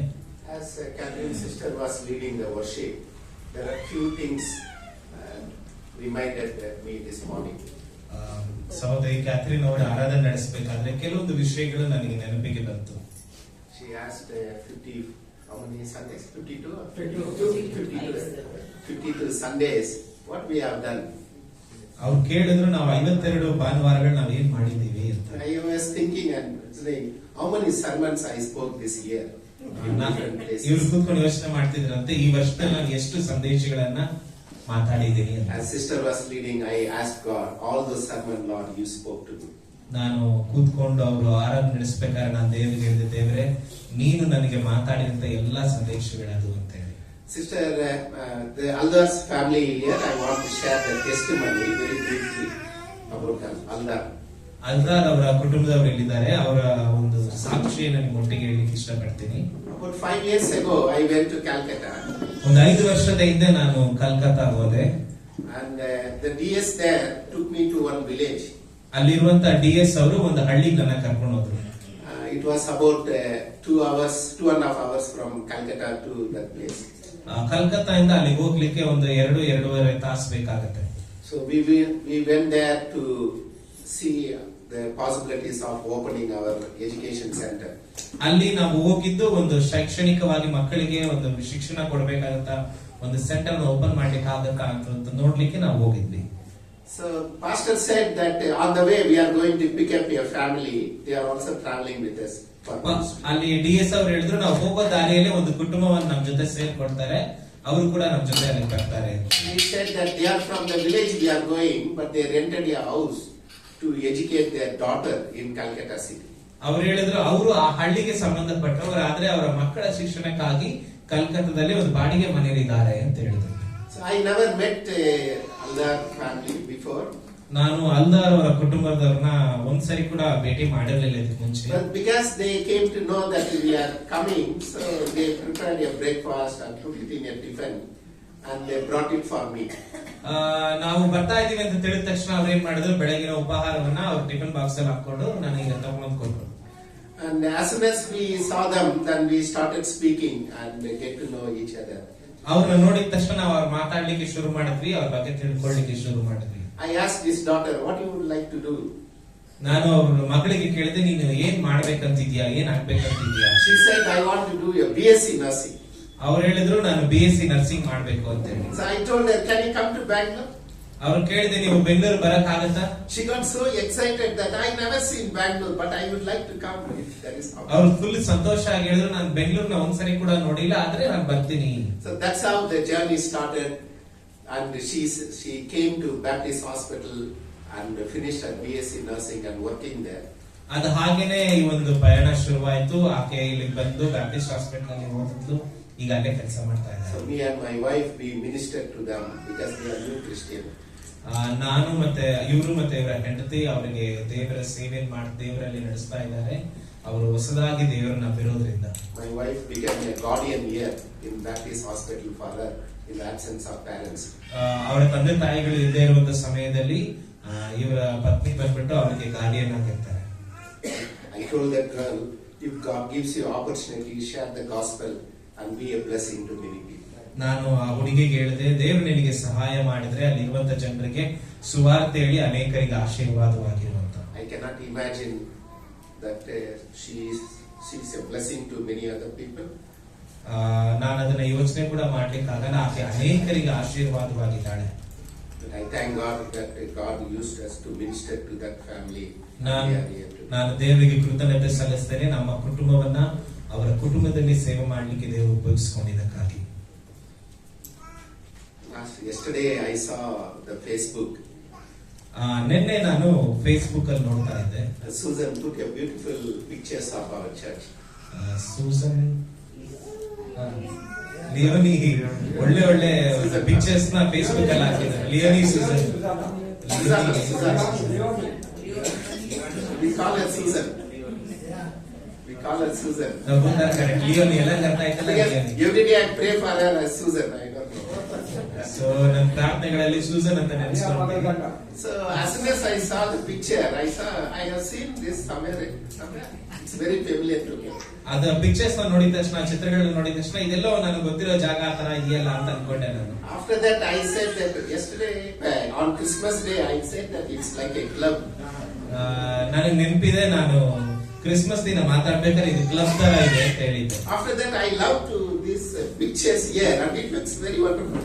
ನಾನು ಅದಾದ್ಮೇಲೆ ಆ ಪಿಕ್ಚರ್ಸ್ ನೋಡಿದಾಗ ತುಂಬಾ ಸುಂದರವಾಗಿ ಕಾಣಿಸ್ತಾ ಇದೆ ಅದು. So I appreciate all our young people who are put together.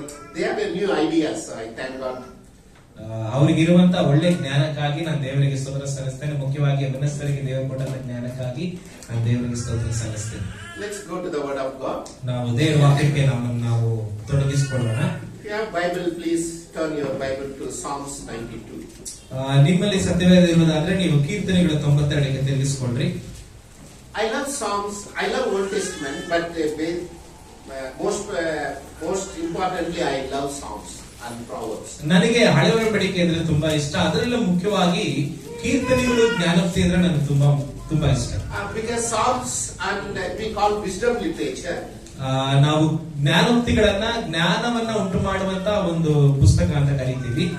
So Psalms and Proverbs are giving us an instruction for our spiritual life.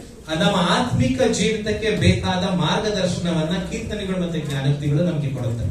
And many Psalms are written, many Psalms and Proverbs are written to show us what is good and bad.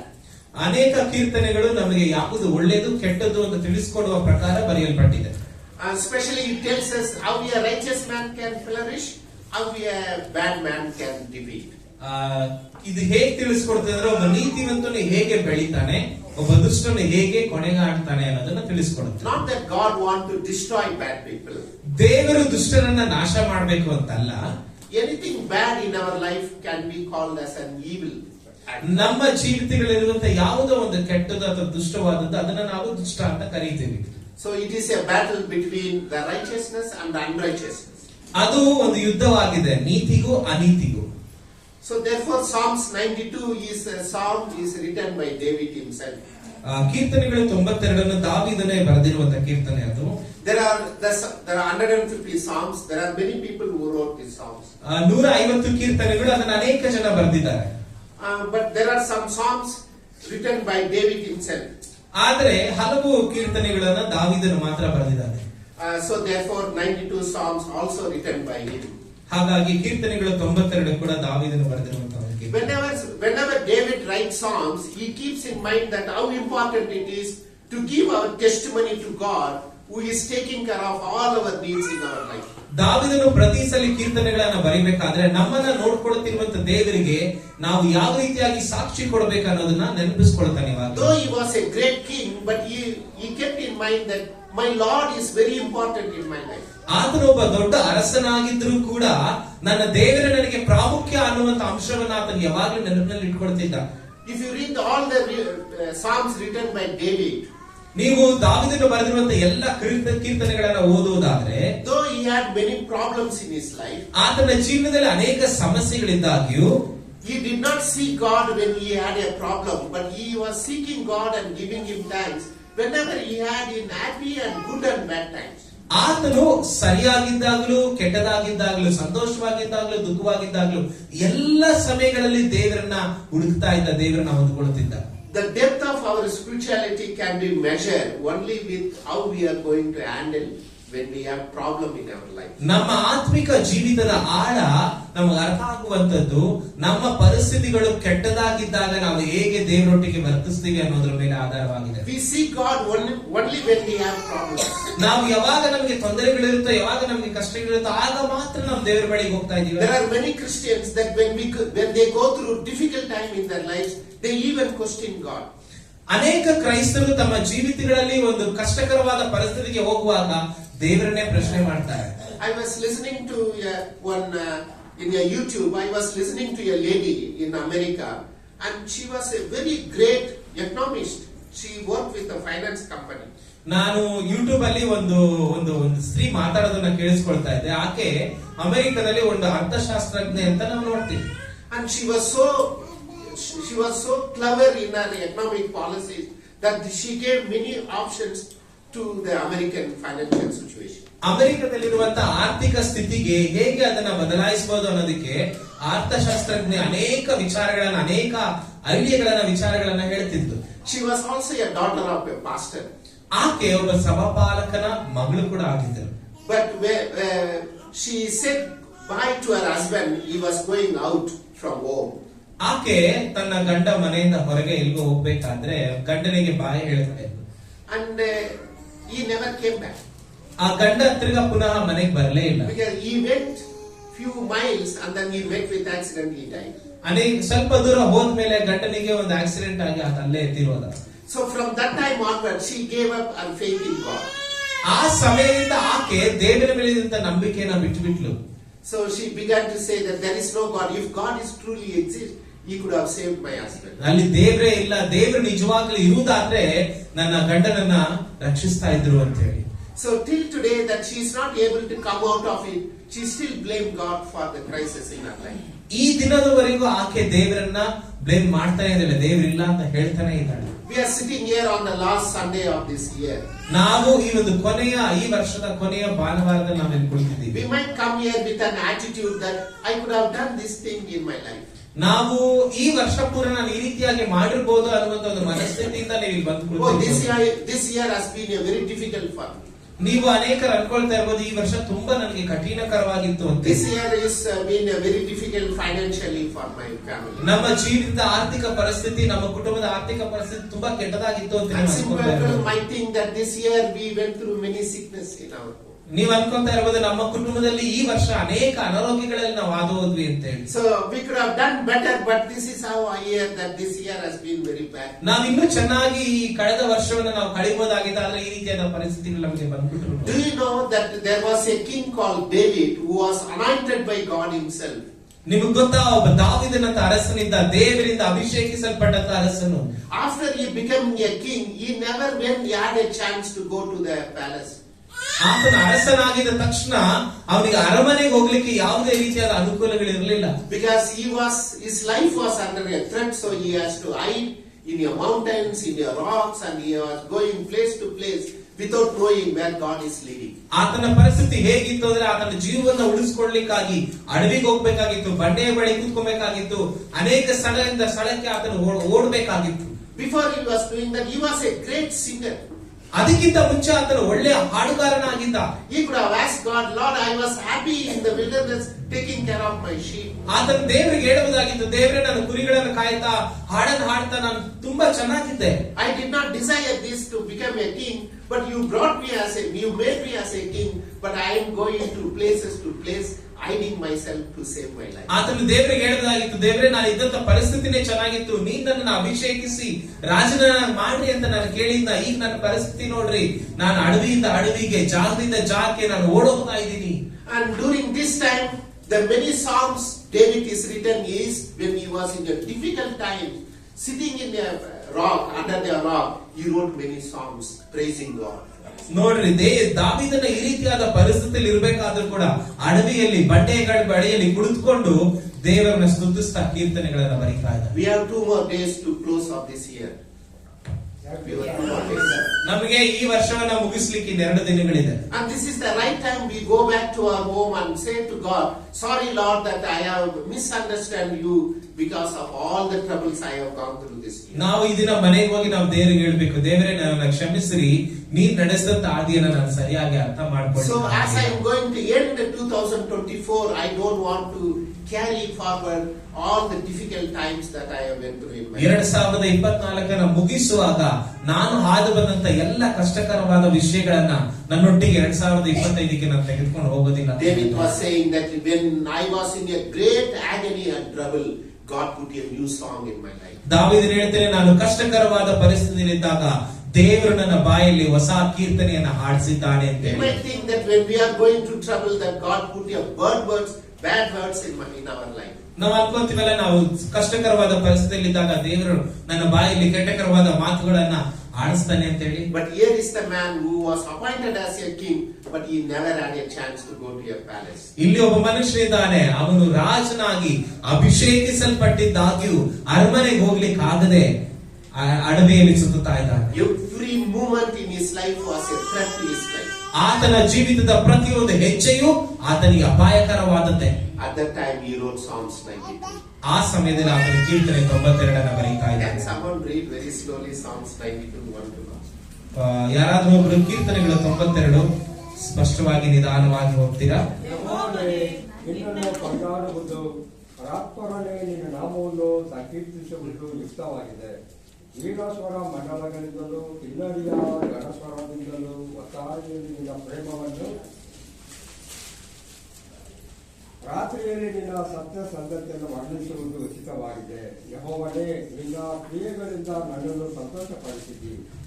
ನಿನ್ನ ಕೆಲಸಗಳ ದೆಸೆಯಿಂದ ಉತ್ಸಾಹ ಧ್ವನಿ ಮಾಡುತ್ತೇನೆ. ಯೆಹೋವನೇ, ನಿನ್ನ ಕೃತ್ಯಗಳು ಎಷ್ಟೋ ಶ್ರೇಷ್ಠವಾಗಿವೆ, ನಿನ್ನ ಆಲೋಚನೆಗಳು ಅಶೋಚ್ಯವಾಗಿವೆ. ಪಶುಪ್ರಾಯನು ಅರಿಯನು, ಹುಚ್ಚನು ತಿಳಿಯನು. ದುಷ್ಟರು ಹುಲ್ಲಿನಂತೆ ಬೆಳೆಯುವುದು, ಕೆಡುಕರು ಭೂಮಿನಂತೆ ಬೆಳೆಯುವುದು ತೀರಾ ಆವದಕ್ಕಾಗಿಯೇ. ಯೆಹೋವನೇ, ನೀನಾದರೂ ಸದಾ ಉನ್ನತ ಸ್ಥಾನದಲ್ಲಿರುತ್ತಿ. ಯೆಹೋವನೇ, ಇಗೋ ನಿನ್ನ ಶತ್ರುಗಳು ಅವರೆಲ್ಲ ನಾಶವಾಗುತ್ತಿದ್ದಾರೆ, ಅಧರ್ಮಿಗಳೆಲ್ಲ ಚದರಿ ಹೋಗುವರು. ಆದರೆ ನನ್ನ ಕೊಂಬನ್ನು ಕಾಡುಕೊಡದ ಕೊಂಬಿನಂತೆ ಎತ್ತಿದ್ದಿ, ಚೈತನ್ಯ ತೈಲದಿಂದ ನನ್ನ ಅಭಿಷೇಕಿಸಿದ್ದಿ. ನನ್ನ ಶತ್ರುಗಳಿಗೆ ಉಂಟಾದ ದುರ್ಗತಿಯನ್ನು ಕಣ್ಣಾರೆ ಕಂಡಿದ್ದೇನೆ, ನನಗೆ ವಿರೋಧವಾಗಿ ಎದುರಾದ ವಿಪತ್ತನ್ನು ಕಿವಿಯಾರೆ ಕೇಳಿದ್ದೇನೆ. ನೀತಿವಂತರು ಖರ್ಜೂರದ ಮರದಲ್ಲಿ ಬೆಳೆಯುವರು, ಲೆಬನೋನಿನ ದೇವರ ವೃಕ್ಷದ ಹಾಗೆ ವೃದ್ಧಿಯಾಗುವರು. ಯೆಹೋವನ ಆಲಯದಲ್ಲಿ ಸಸಿಗಳನ್ನು ನೆಡಲ್ಪಡುವರು, ನಮ್ಮ ದೇವರ ಅಂಗಳದಲ್ಲಿ ಚೆನ್ನಾಗಿ ಬೆಳೆಯುವರು. ಮುಪ್ಪಿನಲ್ಲಿಯೂ ಫಲಿಸುವರು, ಪುಷ್ಟಿಯಾಗಿದ್ದು ಶೋಭಿಸುವರು. ಈಗ ಅವರು ಯೆಹೋವನ ಸತ್ಯಸಂಧೆ ದೃಷ್ಟಾಂತರಾಗಿರುವರು. ಆತನೇ ನನ್ನ ಬಂಡೆಯು, ಆತನು ನಿರ್ವಂಚಕನು. Can you look at the expression in this Psalms? ಇಲ್ಲಿ ನೋಡ್ತೀರಾ ದಾವೀದನು ಯಾವ ರೀತಿಯಾಗಿ ತನ್ನ ಭಾವನೆಯನ್ನು ವ್ಯಕ್ತಪಡಿಸ್ತಾ ಇದ್ದಾನೆ. So there are many things that David want to say, teach us through this Psalms. ಈ ಒಂದು ಕೀರ್ತನೆಯಿಂದ ದಾವೀದನ ಅನೇಕ ವಿಷಯಗಳನ್ನು ನಮಗೆ ಹೇಳಿಕೊಡ್ಲಿಕ್ಕಿದ್ದಾರೆ. The title of this psalm is "It is good to praise our God Yahweh." ಇಲ್ಲಿ It's good to praise our God Yahweh. ನಮ್ಮ ದೇವರಾದ ಯೆಹೋವನನ್ನ ಕೀರ್ತಿಸುವುದು ಒಳ್ಳೆಯದು ಅಂತ ಹೇಳಿ. So the single purpose of David life is to praise God. ದಾವೀದನಿಗಿದ್ದಂತ ಒಂದು ತನ್ನ ಜೀವಿತದ ಮುಖ್ಯವಾದ ಗುರಿ ದೇವರನ್ನ ಆರಾಧಿಸೋದು. I want you to understand that the Israelites people every day they praise God and offer sacrifice. Israel ಜನ ಪ್ರತಿದಿನ ದೇವರನ್ನ ಆರಾಧನೆ ಮಾಡ್ತಾ ಇದ್ರು, ಯಜ್ಞಗಳನ್ನ ಸಮರ್ಪಿಸ್ತಾ ಇದ್ರು. Not because yesterday something good happened in their family. ಅದು ಯಜ್ಞಗಳನ್ನ ಸಮರ್ಪಿಸ್ತಾ ಇದ್ದು ಆರಾಧನೆ ಮಾಡುತ್ತಿದ್ದು ಏನೋ ನಿನ್ನೆ ಅವರ ಜೀವಿತದಲ್ಲಿ ಒಳ್ಳೆಯದಾಯಿತು ಅದಕ್ಕೆ ಮಾತ್ರ They have celebrated the birthday. ಅವರು ಒಂದು ಹುಟ್ಟಿದ ದಿನವನ್ನ ಆಚರಿಸ್ತಾ ಇದ್ದಾರೆ ಅದಕ್ಕೋಸ್ಕರವಾಗಿ ಅಲ್ಲ. Not because they have celebrated the wedding anniversary. ಅವರು ವಿವಾಹ ವಾರ್ಷಿಕೋತ್ಸವವನ್ನು ಆಚರಿಸ್ತಾ ಇದ್ದಾರೆ ಅದಕ್ಕೋಸ್ಕರವಾಗಿ ಅಲ್ಲ. Yes, they also praised and thanked God for whatever happened in everyday life. ಅವರ ಜೀವಿತದಲ್ಲಿ ಆದಂತ ಪ್ರತಿದಿನದ ಕಾರ್ಯಕ್ಕಾಗಿ ದೇವರನ್ನು ಸ್ತುತಿಸ್ತಾ ಇದ್ರು. But the single purpose of the Israelite people worshiping and God and giving praises to Him because He gave them the salvation from Egypt to the promised land. Israel ಜನ ಪ್ರತಿದಿನ ದೇವರನ್ನ ಆರಾಧನೆ ಮಾಡ್ತಾ ಇದ್ದಂತ ಉದ್ದೇಶ ಏನಂತ ಹೇಳಿದ್ರೆ ದೇವರು ಅವರಿಗೆ ಐಗುಪ್ತ ದೇಶದಿಂದ ರಕ್ಷಣೆಯನ್ನ ಕೊಟ್ಟಿದ್ದಾನೆ, ಅದಕ್ಕೋಸ್ಕರವಾಗಿ ಪ್ರತಿದಿನ ಅವರು ದೇವರನ್ನ ಆರಾಧನೆ ಮಾಡ್ತಾರೆ. If you are sitting here thinking that the Lord has not done anything for me in the last year, ನೀವು ಇಲ್ಲಿ ಕುಳಿತುಕೊಂಡು ದೇವರಲ್ಲಿ ಕಳೆದ ವರ್ಷ ಏನೂ ಮಾಡಿಲ್ಲ ಅಂತ ನೀವು ಯೋಚನೆ ಮಾಡ್ತಾ ಇರೋದಾದ್ರೆ, if you are thinking that I don't know the reason to praise God, ನೀವು ಅನ್ಕೊಂತಾ ಇರಬಹುದು ನಾನು ದೇವರನ್ನ ಸ್ತುತಿಸಲಿಕ್ಕೆ ಯಾವುದೇ ಕಾರಣಗಳಿಲ್ಲ ಅಂತ ಹೇಳಿ. but the true believers are the one who always praise God because He saved us and gave us a salvation. He saved us from all our sins. ನಾವು ನಿಜವಾದ ಕ್ರೈಸ್ತರಾಗಿದ್ರೆ ನಾವು ದೇವರನ್ನ ಆರಾಧಿಸಲಿಕ್ಕೆ ಕಾರಣ ಏನು ಗೊತ್ತಾ? ದೇವರು ನಮಗೆ ಪಾಪದಿಂದ ಬಿಡಿಸಿ ರಕ್ಷಣೆಯನ್ನ ಕೊಟ್ಟಿದ್ದಾನೆ, ಅದಕ್ಕಾಗಿ ನಾವು ದೇವರನ್ನ ಆರಾಧನೆ ಮಾಡಬೇಕು. Because He gave us a salvation, by doing that God redeemed us from the sinful nature and gave us an eternal life. ನಾವು ದೇವರನ್ನ ಆರಾಧನೆ ಮಾಡಬೇಕು, ಯಾಕಂದ್ರೆ ಆತನು ನಮ್ಮನ್ನ ಪಾಪದ ಸ್ವಭಾವಗಳಿಂದ ಬಿಡಿಸಿ ನೀತಿವಂತರನ್ನಾಗಿ ಮಾರ್ಪಡಿಸಿ ಪರಲೋಕ ರಾಜ್ಯವನ್ನ ಬಾಧ್ಯತೆಯಾಗಿ ನಮಗೆ ಕೊಟ್ಟಿದ್ದಾನೆ, ಅದಕ್ಕೋಸ್ಕರವಾಗಿ ನಾವು ದೇವರನ್ನ ಆರಾಧನೆ ಮಾಡಬೇಕು. This is the big reason why we have to praise and thank God for every day in our life. ಇದೇ ಒಂದು ದೊಡ್ಡದಾದ ಕಾರಣವಾಗಿದೆ ನಾವು ದೇವರನ್ನ ಆರಾಧನೆ ಮಾಡಲಿಕ್ಕೆ ಪ್ರತಿದಿನದಲ್ಲಿ. So David understood that God gave us a salvation to our generation after generation, so that I want to praise God in every day of my life. ದಾವೀದನಿಗೆ ಅರ್ಥವಾಗಿದ್ದು ದೇವರು ಜನಾಂಗದಿಂದ ಜನಾಂಗಕ್ಕೆ ದೇವರು ನಮಗೆ ರಕ್ಷಣೆಯನ್ನ ಕೊಟ್ಟಿದ್ದಾರೆ, ಅದಕ್ಕಾಗಿ ನಾವು ದೇವರನ್ನ ಆರಾಧನೆ ಮಾಡಬೇಕಂತ. I told this story many times, but I want to tell you one more time. ನಾನು ಅನೇಕ ಬಾರಿ ಕಥೆ ನಿಮ್ಗೆ ಹೇಳಿದ್ದೀನಿ, ಇನ್ನೊಂದು ಸಾರಿ ನಾನು ಹೇಳ್ತೀನಿ, ನಿಮ್ಗೆ ಕೇಳಿಸ್ಕೊಳ್ಳಿ. Every day David get up from early in the morning, he went to a room. ದಾವೀದನು ಪ್ರತಿದಿನ ಮುಂಜಾನೆ ಎದ್ದು ಒಂದು ಕೋಣೆಗೆ ಹೋಗ್ತಾ ಇದ್ದ. And one day his wife asked him that you are morning every day you go to your room. When you come back from the room, your eyes are swollen. ದಾವೀದನಿಗೆ ಅವನ ಹೆಂಡತಿ ಕೇಳಿದ್ದು, ಪ್ರತಿದಿನ ಮುಂಜಾನೆ ಎದ್ದು ನೀನು ಆ ಒಂದು ಕೋಣೆಗೆ ಹೋಗ್ತೀಯ, ಹೊರಗಡೆ ಬರಬೇಕಾದ್ರೆ ನಿನ್ನ ಕಣ್ಣು ಊದ್ಕೊಂಡಿರುತ್ತೆ, ಯಾಕೆ? Because she asked that, can I know that what's happening to you? That every day you go and when you come back you are crying, you are swollen, your face is.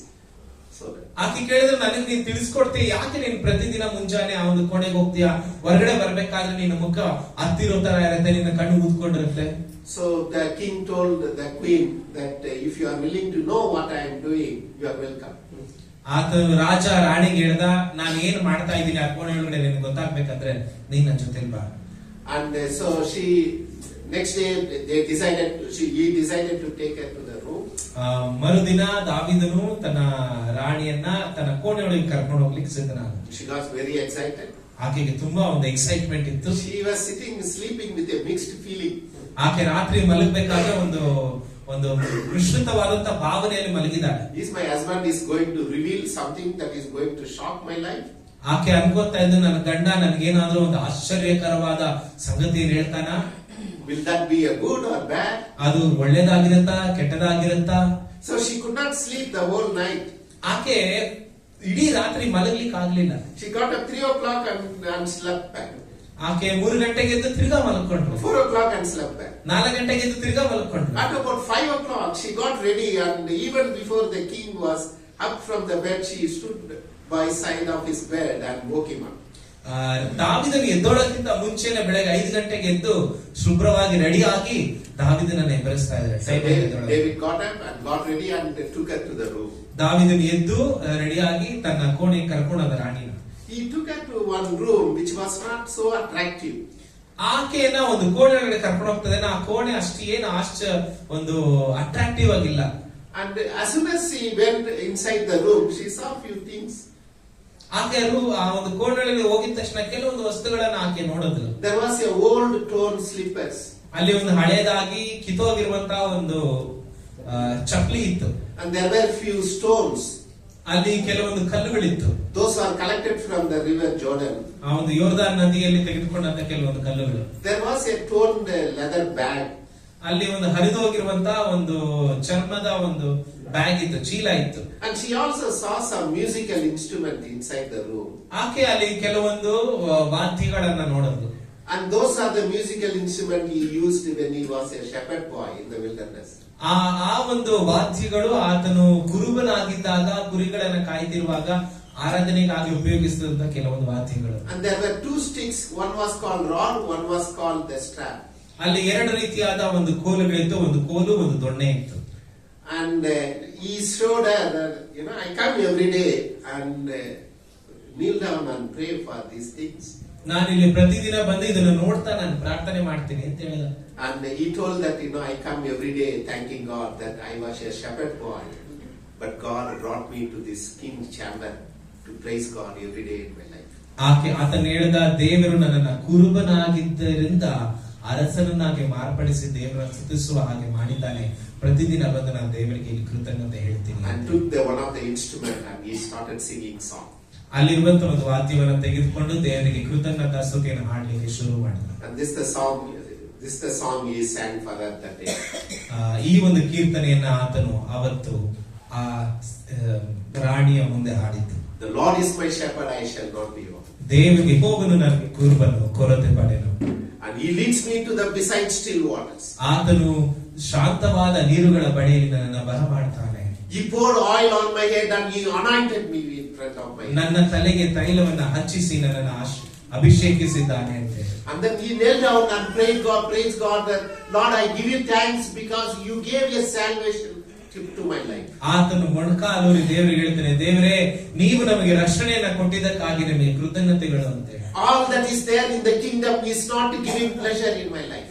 ಆತನು ಹೇಳ್ತಾನೆ, ದೇವರೇ ಈ ರಾಜ್ಯದಲ್ಲಿರುವಂತ ಯಾವುದೇ ವಸ್ತುಗಳು ನನಗೆ ಸಂತೋಷವನ್ನ ಕೊಡೋದಿಲ್ಲ. When I come and see here that what you have done in my life, I praise you and give you all honor and glory to you for the rest of my life. ನನ್ನ ಜೀವಿತದಲ್ಲಿ ನೀನು ಮಾಡುವಂತ ಈ ಕಾರ್ಯಕ್ಕಾಗಿ ನನ್ನ ಜೀವಿತವಿಡೀ ನಾನು ಕೊನೆಯ ಉಸಿರಿರೋವರೆಗೂ ನಿನಗೆ ಕೃತಜ್ಞತೆ ಸಲ್ಲಿಸ್ತೇನೆ ಅಂತ ದೇವರು. There was also crisis in David's life. ದಾವೀದನ ಜೀವನದಲ್ಲಿ ಸಮಸ್ಯೆಗಳು ಎದುರಾಯಿತು. You know the crisis happened in his life. ಆತನ ಜೀವಿತದಲ್ಲಿ ಆದಂತ ಸಮಸ್ಯೆಗಳೇನು ಅಂತ ನಿಮಗೆ ಗೊತ್ತು. He had a beautiful family. ಆತನಿಗೆ ಒಂದು ಸುಂದರವಾದ ಕುಟುಂಬ ಇತ್ತು. And in those days they married many women. ಆಗಿನ ಕಾಲದಲ್ಲಿ ಅವರು ಅನೇಕ ಸ್ತ್ರೀಯರನ್ನ ಮದುವೆ ಆಗ್ತಾ ಇದ್ರು. Do not judge David by how many wives he had.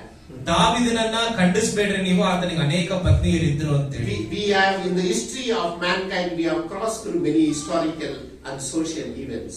ನಾವು ಮನುಷ್ಯನ ಒಂದು ಐತಿಹಾಸಿಕ ಕಾರ್ಯಗಳಲ್ಲಿ ಅನೇಕ ಕಾರ್ಯಗಳು ಜರುಗಿ ಹೋಗಿದೆ. But one day he was in the king's chamber. He took a walk in the evening. ಆತನು ರಾಜನ ಆಸ್ಥಾನದಲ್ಲಿ ಆತನು ಒಂದಿನ ನಡೀತಾ ಇದ್ದಾನೆ, ಸಾಯಂಕಾಲ ನಡೀತಾ ಇದ್ದಾನೆ. And there was a soldier's quarters. Just they were in front of the king's chamber. ಆ ಒಂದು ರಾಜನ ಆಸ್ಥಾನದಲ್ಲಿ ಅಥವಾ ರಾಜನಿರುವಂತಹ ಸ್ಥಳದಿಂದ ನೋಡಿದ್ರೆ ಸೈನಿಕರ ಮನೆಗಳು ಕಾಣಿಸ್ತಾ ಇದೆ. There are troops which are closer to the proximity of the king's palace. ಆ ರಾಜನ ಅರಮನೆಯ ಅಕ್ಕಪಕ್ಕದಲ್ಲಿ ಕೆಲವೊಂದು ಸೈನ್ಯಗಳಿತ್ತು. Because they call the fortress. ಅವರನ್ನ ನಾವು ಕೋಟೆ ಕಾಯುವಂತವರು ಅಂತ ನಾವು ಹೇಳ್ತೀವಿ. Because they are the first line of defense to the king. ರಾಜನಿಗೆ ಅವರೇ ಒಂದು ಡಿಫೆನ್ಸ್, ಮೊದಲನೇ line of defence. So the soldiers who are there in the proximity of the king palace are considered to be the most important people in the army of Israel. ಇಸ್ರಾಯೇಲರ ಸೈನ್ಯದಲ್ಲಿ ತುಂಬಾ ಪ್ರಾಮುಖ್ಯವಾದ ಸೈನ್ಯ ಯಾವುದು ಅಂತ ಹೇಳಿದ್ರೆ ರಾಜನ ಅರಮನೆಯ ಸುತ್ತಲೂ ಕಾಯುವಂತ ಸೈನಿಕರು. So this soldier was faithfully guarding King David and his palace and all the chariot that he had at that time. ದಾವೀದನಿಗಿದ್ದಂತ ಎಲ್ಲವನ್ನ, ದಾವಿದನ ಕುಟುಂಬವನ್ನ, ಅರಮನೆಯನ್ನ ಈ ಸೈನಿಕರು ತುಂಬಾ ಚೆನ್ನಾಗಿ ಕಾಯ್ತಾ ಇದ್ರು. And his wife was with him. The soldier's wife was with him. ಆ ಸೈನಿಕನ ಹೆಂಡತಿ ಕೂಡ ಸೈನಿಕನ ಜೊತೆಲಿ ಇದ್ದಳು. And then she was so attractive to David. ದಾವೀದನಿಗೆ ಆಕೆ ತುಂಬಾ ಸುಂದರವಾಗಿ ಕಾಣಿಸಿಕೊಂಡ್ಳು. And then David decided, because of his sinful attitude, he decided to post a man in the battlefield.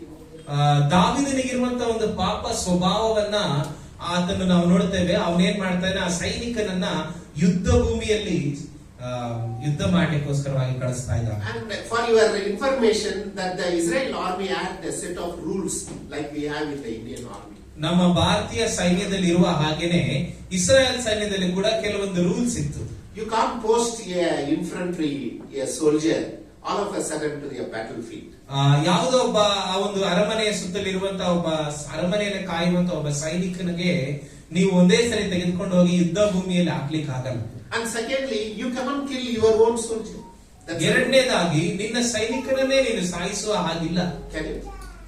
You can't kill your own soldier. ಅಲ್ವಾ, ನಮ್ಮ ಸೈನಿಕರನ್ನೇ ನಾವು ಸಾಯಿಸ್ಲಿಕ್ಕೆ ಆಗತ್ತಾ? If any man kill your soldiers, he become a hero. ಯಾರಾದ್ರೂ ಬೇರೆ ಹೊರಗಿನವರು ಸೈನಿಕರನ್ನ ಸಾಯಿಸಿದ್ರೆ ಆ ಸೈನಿಕ ಒಬ್ಬ ಹೀರೋ ಆಗಿರ್ತಾನೆ. So David, who is supposed to guard the rules of the military rules of the Israel, he has disobeyed for his own selfish nature and he posted a young man. ದಾವೀದನು ತನ್ನ ವೈಯಕ್ತಿಕವಾದ ಕಾರ್ಯಕ್ಕಾಗಿ ಆ ಒಂದು ಇಸ್ರಾಯೇಲ್ ಸೈನ್ಯದ rules ಅನ್ನ ತೆಗೆದು ಹಾಕಿ ಆ ವ್ಯಕ್ತಿನ ತೆಗೆದುಕೊಂಡು ಹೋಗಿ ಯುದ್ಧ ಭೂಮಿಯಲ್ಲಿ ಯುದ್ಧ ಮಾಡ್ಲಿಕ್ಕೆ ಬಿಡ್ತಾ ಇದ್ದಾನೆ. Not only he posted him, but he planned a scheme to kill him in the battlefield, his own soldier. ಆತನು ಬರೀ ಯುದ್ಧ ಭೂಮಿಯಲ್ಲಿ ಆತನನ್ನ ಕಳಿಸೋದು ಮಾತ್ರವಲ್ಲದೆ ಆತನನ್ನು ಹೇಗೆ ಕೊಲ್ಲಬಹುದು ಅಂತ ಕೂಡ ಯೋಚನೆ ಮಾಡ್ತಾ ಇದ್ದಾನೆ. Can a man who has to protect his own soldier can plan a scheme to kill him? ಒಬ್ಬ ವ್ಯಕ್ತಿ ತನ್ನ ಸೈನಿಕನನ್ನ ಕಾಪಾಡಬೇಕಾದಂತ ವ್ಯಕ್ತಿ ಆತನನ್ನ ಕೊಲ್ಲುವಂತ ಯೋಜನೆ ಮಾಡಬಹುದಾ? He did. ಮಾಡ್ದವನು. And he even killed him. ಆತನು ಆ ಸೈನಿಕನನ್ನ ಕೊಂದ ಕೂಡ. So that he can have his wife to himself. ಯಾಕೆಂದ್ರೆ ಆ ಸೈನಿಕನ ಪತ್ನಿಯನ್ನ ತನ್ನ ಪತ್ನಿಯಾಗಿ ತೆಗೆದುಕೊಳ್ಳಲಿಕ್ಕೋಸ್ಕರ. There was crisis in his life. ಆತನ ಜೀವನದಲ್ಲಿ ಈ ರೀತಿಯ ಪರಿಸ್ಥಿತಿಗಳಿತ್ತು. But friends, later he realized that how desperate and deliberate he was in the sinful nature, and he fall to God, and then he started praying and crying to God to heal him. ಅದಾದ ನಂತರ ಅವನಿಗೆ ಗೊತ್ತಾಯ್ತು ಅವನು ಯಾವ ಪರಿಸ್ಥಿತಿಯಲ್ಲಿ ಇದ್ದಾನೆ, ಯಾವ ರೀತಿಯಾದ ಪಾಪವನ್ನ ಮಾಡಿದ್ದಾನೆ ಅಂತ. ಅದನ್ನ ತಿಳಿದ ತಕ್ಷಣ ದೇವರ ಮುಂದೆ ಅಡ್ಡ ಬಿದ್ದವನಾಗಿ ದೇವರ ಹತ್ರ ಕ್ಷಮಾಪಣೆ ಕೇಳ್ತಾ ಇದ್ದಾನೆ. The expression of his repentance is there in Psalms 51 and 52. ಕೀರ್ತನೆಗಳ 51, 52 ಓದುವುದಾದ್ರೆ ನಿಮಗೆ ಗೊತ್ತಾಗುತ್ತೆ ಅವನು ಯಾವ ರೀತಿಯಾಗಿ ದೇವರಲ್ಲಿ ಕ್ಷಮಾಪಣೆಯನ್ನು ಯಾಚಿಸ್ತಾ ಇದ್ದಾನೆ. With all this crisis in his life, that he was seasoned to praise God. ಈ ಎಲ್ಲ ಪರಿಸ್ಥಿತಿಗಳ ಮಧ್ಯದಲ್ಲಿ ಕೂಡ ಅವನು ದೇವರನ್ನು ಆರಾಧಿಸುವ ಹಾಗೆ ಪರಿಸ್ಥಿತಿಗಳು ಅವನಿಗೆ ಸಹಾಯ ಮಾಡ್ತು. So before I leave today, I want to leave two thoughts with you. ಇವತ್ತು ನಾನು ಮುಗಿಸೋದಕ್ಕಿಂತ ಮುಂಚಿತವಾಗಿ ಎರಡು ವಿಷಯಗಳನ್ನ ನಿಮ್ಮ ನೆನಪಿಗೆ ನಾನು ಹಾಕ್ತೇನೆ. In Psalms 92, there are two things that we learn. ಕೀರ್ತನೆಗಳು 92ರಲ್ಲಿ 2 ವಿಷಯಗಳನ್ನ ನಾವು ಕಲ್ತ್ಕೊಳ್ತೀವಿ. It tells us that how we have to give thanks to God. ಮೊದಲನೇದಾಗಿ ನಾವು ದೇವರಿಗೆ ಹೇಗೆ ಕೃತಜ್ಞತೆಗಳನ್ನ ಸಲ್ಲಿಸಬೇಕು ಅಂತ ಹೇಳಿ. And second portion of this Psalms 92 is tells us what is the experience of our deliverance from God. ಎರಡನೇ ಭಾಗ ನಮಗೆ ಹೇಳುತ್ತೆ ದೇವರು ನಮ್ಮನ್ನ ವಿಮೋಚಿಸಿದಂತ ಒಂದು ಭಾವನೆ ಯಾವ ರೀತಿ ಆದದ್ದು ಅಂತ ಹೇಳಿ. In the Psalms we see many things. ಈ ಕೀರ್ತನೆಗಳಲ್ಲಿ ನಾವು ಅನೇಕ ವಿಷಯಗಳನ್ನ ನೋಡ್ತೇವೆ. This is also a psalm of Sabbath. That means every Sunday when they went to the temple they sang this song. ಈ ಒಂದು ಕೀರ್ತನೆಯನ್ನು ಅವರು ಸಬ್ಬತ್ ಕೀರ್ತನೆ ಅಂತ ಕರೀತಾರೆ. ಅಂದ್ರೆ ಪ್ರತಿ ಭಾನುವಾರ ಅವರು ದೇವಾಲಯಕ್ಕೆ ಹೋದಾಗ ಹಾಡ್ತಾ ಇದ್ದಂತ ಒಂದು ಕೀರ್ತನೆ. This also calls the psalms of thanksgiving to God. ಈ ಕೀರ್ತನೆಯ ಇನ್ನೊಂದು ಹೆಸರು ನಾವು ಕರೀತೀವಿ ದೇವರಿಗೆ ಕೃತಜ್ಞತೆಗಳನ್ನ ಸಲ್ಲಿಸುವಂತ ಕೀರ್ತನೆ. And this also calls the psalms of testimony of praises to God. ಈ ಒಂದು ಕೀರ್ತನೆಯನ್ನು ನಾವು ದೇವರ ಕುರಿತಾಗಿ ಸಾಕ್ಷಿ ದೇವರನ್ನ ಕೃತಜ್ಞತೆ ಸಲ್ಲಿಸುವುದಕ್ಕೆ ಅಂತ ಕೂಡ ನಾವು ಹೇಳಬಹುದು. What God has done in each one of our life is the deed. This is called the psalms of deed. ನಾವು ದೇವರು ನಮ್ಮ ಜೀವಿತದಲ್ಲಿ ಮಾಡುವಂತ ಅನೇಕ ವಿಷಯಗಳನ್ನ ನಾವು ನೆನೆಸಿ ನೋಡುವಾಗ ಅದು ನಮ್ಮ ಆಳವಾದ ಕೀರ್ತನೆಯಾಗಿರ್ತದೆ. There are 3 things this psalms express to us. ಈ ಒಂದು ಕೀರ್ತನೆಗಳು ನಮಗೆ 3 ವಿಷಯಗಳನ್ನ ಹೊರಪಡಿಸುತ್ತದೆ. Praise, ಕೃತಜ್ಞತೆ, ಸ್ತುತಿ, love, Preethi and faithfulness. ನಂಬಿಗಸ್ತಿಕೆ. And being the righteousness, how the righteous people can be defeated with evil. How evil can be defeated with righteousness. ನಾವು ನೀತಿವಂತರಾಗಿರುವಾಗ ಹೇಗೆ ಪಾಪವನ್ನ ಸೋಲಿಸಬಹುದು ಅನ್ನೋದನ್ನ ಈ ಕೀರ್ತನೆ ಹೇಳ್ಕೊಡುತ್ತೆ. Verse 1 and 3 is talking about what the manner of which we have to thank God. 1 ಮತ್ತು 1ರಿಂದ 3 ವಚನಗಳು ನಮಗೆ ಯಾವ ರೀತಿಯಾಗಿ ದೇವರನ್ನ ಸ್ತುತಿಸಬೇಕು ಅನ್ನೋದನ್ನ ತಿಳಿಸಿಕೊಡುತ್ತೆ. Verse 4 is talking about the reason for giving thanks to God. ದೇವರಿಗೆ ಕೃತಜ್ಞತೆ ಸಲ್ಲಿಸೋದಕ್ಕೆ ಕಾರಣವನ್ನ ಕೀರ್ತನೆಗಳು 92:4ನೇ ವಚನದಲ್ಲಿ ದಾವೀದನು ಹೇಳ್ತಾ ಇದ್ದಾನೆ. I am rushing. Verse 5 and 6 is talking about God's work for his people. ಕೀರ್ತನೆಗಳ 92:5-6ನೇ ವಚನದಲ್ಲಿ ದೇವರು ತನ್ನ ಜನರಿಗೆ ಮಾಡಿದಂತ ಕಾರ್ಯವನ್ನು ಹೇಳ್ತಾ ಇದ್ದಾನೆ. David calls this as a great work of God in my life. ದಾವೀದನು ಇದನ್ನ ಒಂದು ಅತ್ಯುನ್ನತವಾದ ಕಾರ್ಯ ನನ್ನ ಜೀವಿತದಲ್ಲಿ ದೇವರು ಮಾಡಿದ್ದಾನೆ ಅಂತ ಹೇಳ್ತಾ ಇದ್ದಾನೆ. Verse 5 and 6 also tell that how deep the thought of God in my life. 5 ಮತ್ತು 6ನೇ ವಚನಗಳು ದೇವರ ಯೋಚನೆ ನನ್ನ ಜೀವಿತದಲ್ಲಿ ಎಷ್ಟು ಆಳವಾಗಿದೆ ಅನ್ನೋದನ್ನು ತಿಳಿಸಿಕೊಡುತ್ತೆ. And he also tells in verse 5 and 6 that the foolish people cannot understand. ಇಲ್ಲಿ 5-6ನೇ ವಚನದಲ್ಲಿ ಹೇಳ್ತದೆ ಈ ಒಂದು ಆಳವಾದ ಯೋಚನೆಯನ್ನ ಮೂರ್ಖರು, ಅಯೋಗ್ಯರು, ಪಶುಪ್ರಾಯರು ತಿಳ್ಕೊಳ್ಳಿಕ್ಕೆ ಆಗಲ್ಲ ಅಂತ ದೇವರ ವಾಕ್ಯ ಹೇಳುತ್ತೆ. Verse 7 and 9 is talking about how God can judge us. 7 ಮತ್ತು 8ನೇ ವಚನದಲ್ಲಿ ದೇವರು ಯಾವ ರೀತಿಯಾಗಿ ನ್ಯಾಯ ತೀರಿಸ್ತಾನೆ ಅನ್ನೋದನ್ನ ಹೇಳ್ತಾ ಇದೆ. In verse 7 and 9 God is reminding us, you don't judge your enemies, I will judge mine.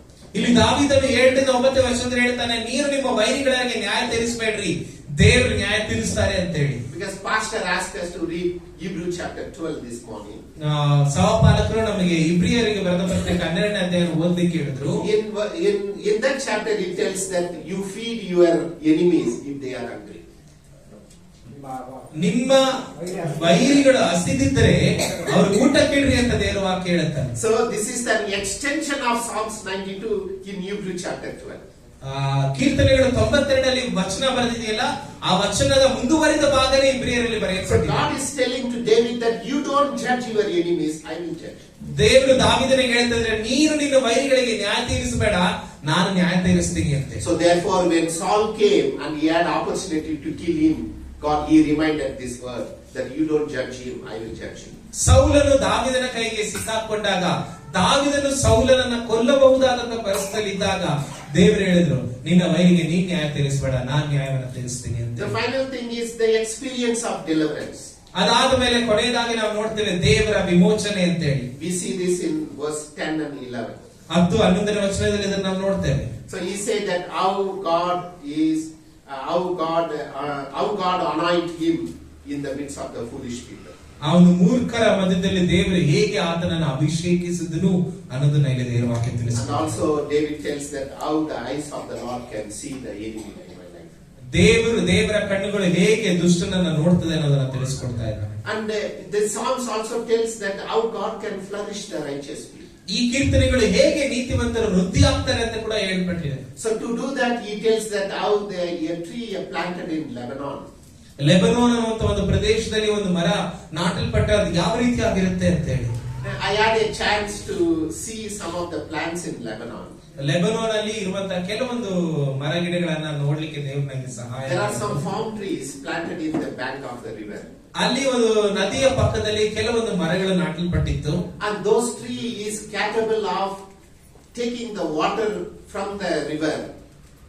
ಅಲ್ಲಿ ಇರುವಂತ ಮರಗಳು ನದಿಯಿಂದ ನೀರನ್ನು ತೆಗೆದುಕೊಳ್ಳಿಕ್ಕೆ ಶಕ್ತವಾಗಿತ್ತು. And it can preserve in the trunk of that palm tree for years, even if there is a sun, there is no water in life. ಅಲ್ಲಿ ನೀರನ್ನು ತೆಗೆದುಕೊಂಡಂತ ಒಂದು ಮರಗಳು ತಮ್ಮ ಒಂದು ಕಾಂಡದಲ್ಲಿ ಅಂದ್ರೆ ಆ ಒಂದು ಬಾರ್ಕಲ್ಲಿ ಆ ಒಂದು ಕಾಂಡದಲ್ಲಿ ತುಂಬಿಸಿಟ್ಕೊಂಡಿದ್ದು ಅನೇಕ ವರ್ಷಗಳು ಆ ಬಿಸಿಲನ್ನ ತಡ್ಕೊಳ್ಳಿಕ್ಕೆ ಶಕ್ತವಾಗಿತ್ತು. And in the entire desert, the palm tree leaves are so green even after 4 years of without rain.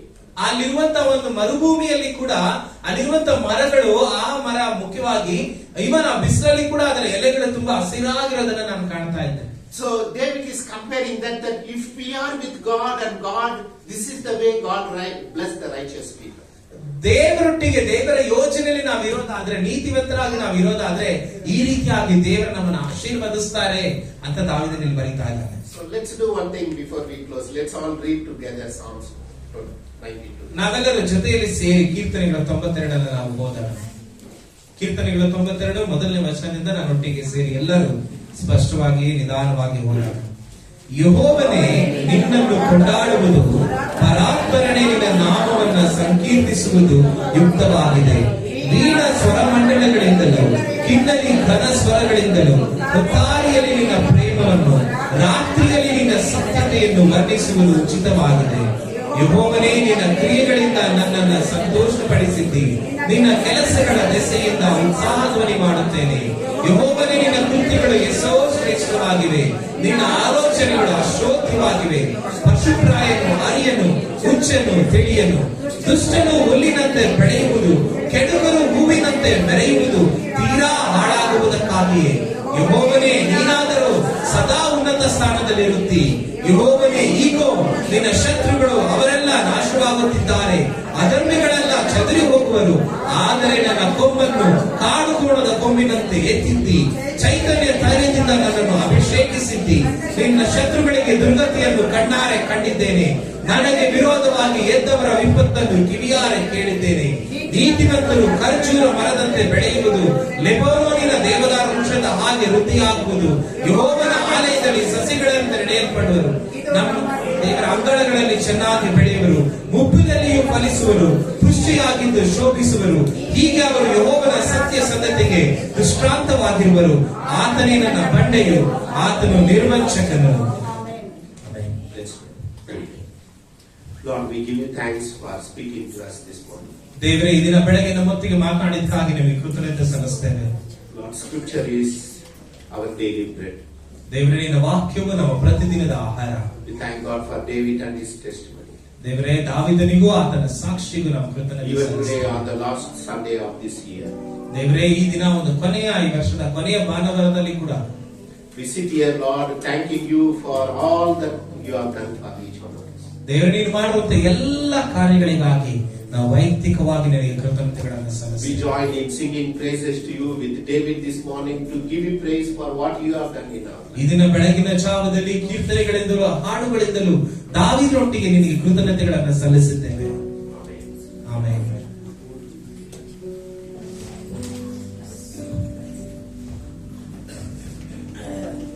Thank you, Reverend Simon and Girish. ಈ ಸಮಯದಲ್ಲಿ ನಾವು ಆರಾಧನೆಯನ್ನು ಮುಗಿಸೋಣ. ಯಾಕಂದ್ರೆ ನಮ್ಮ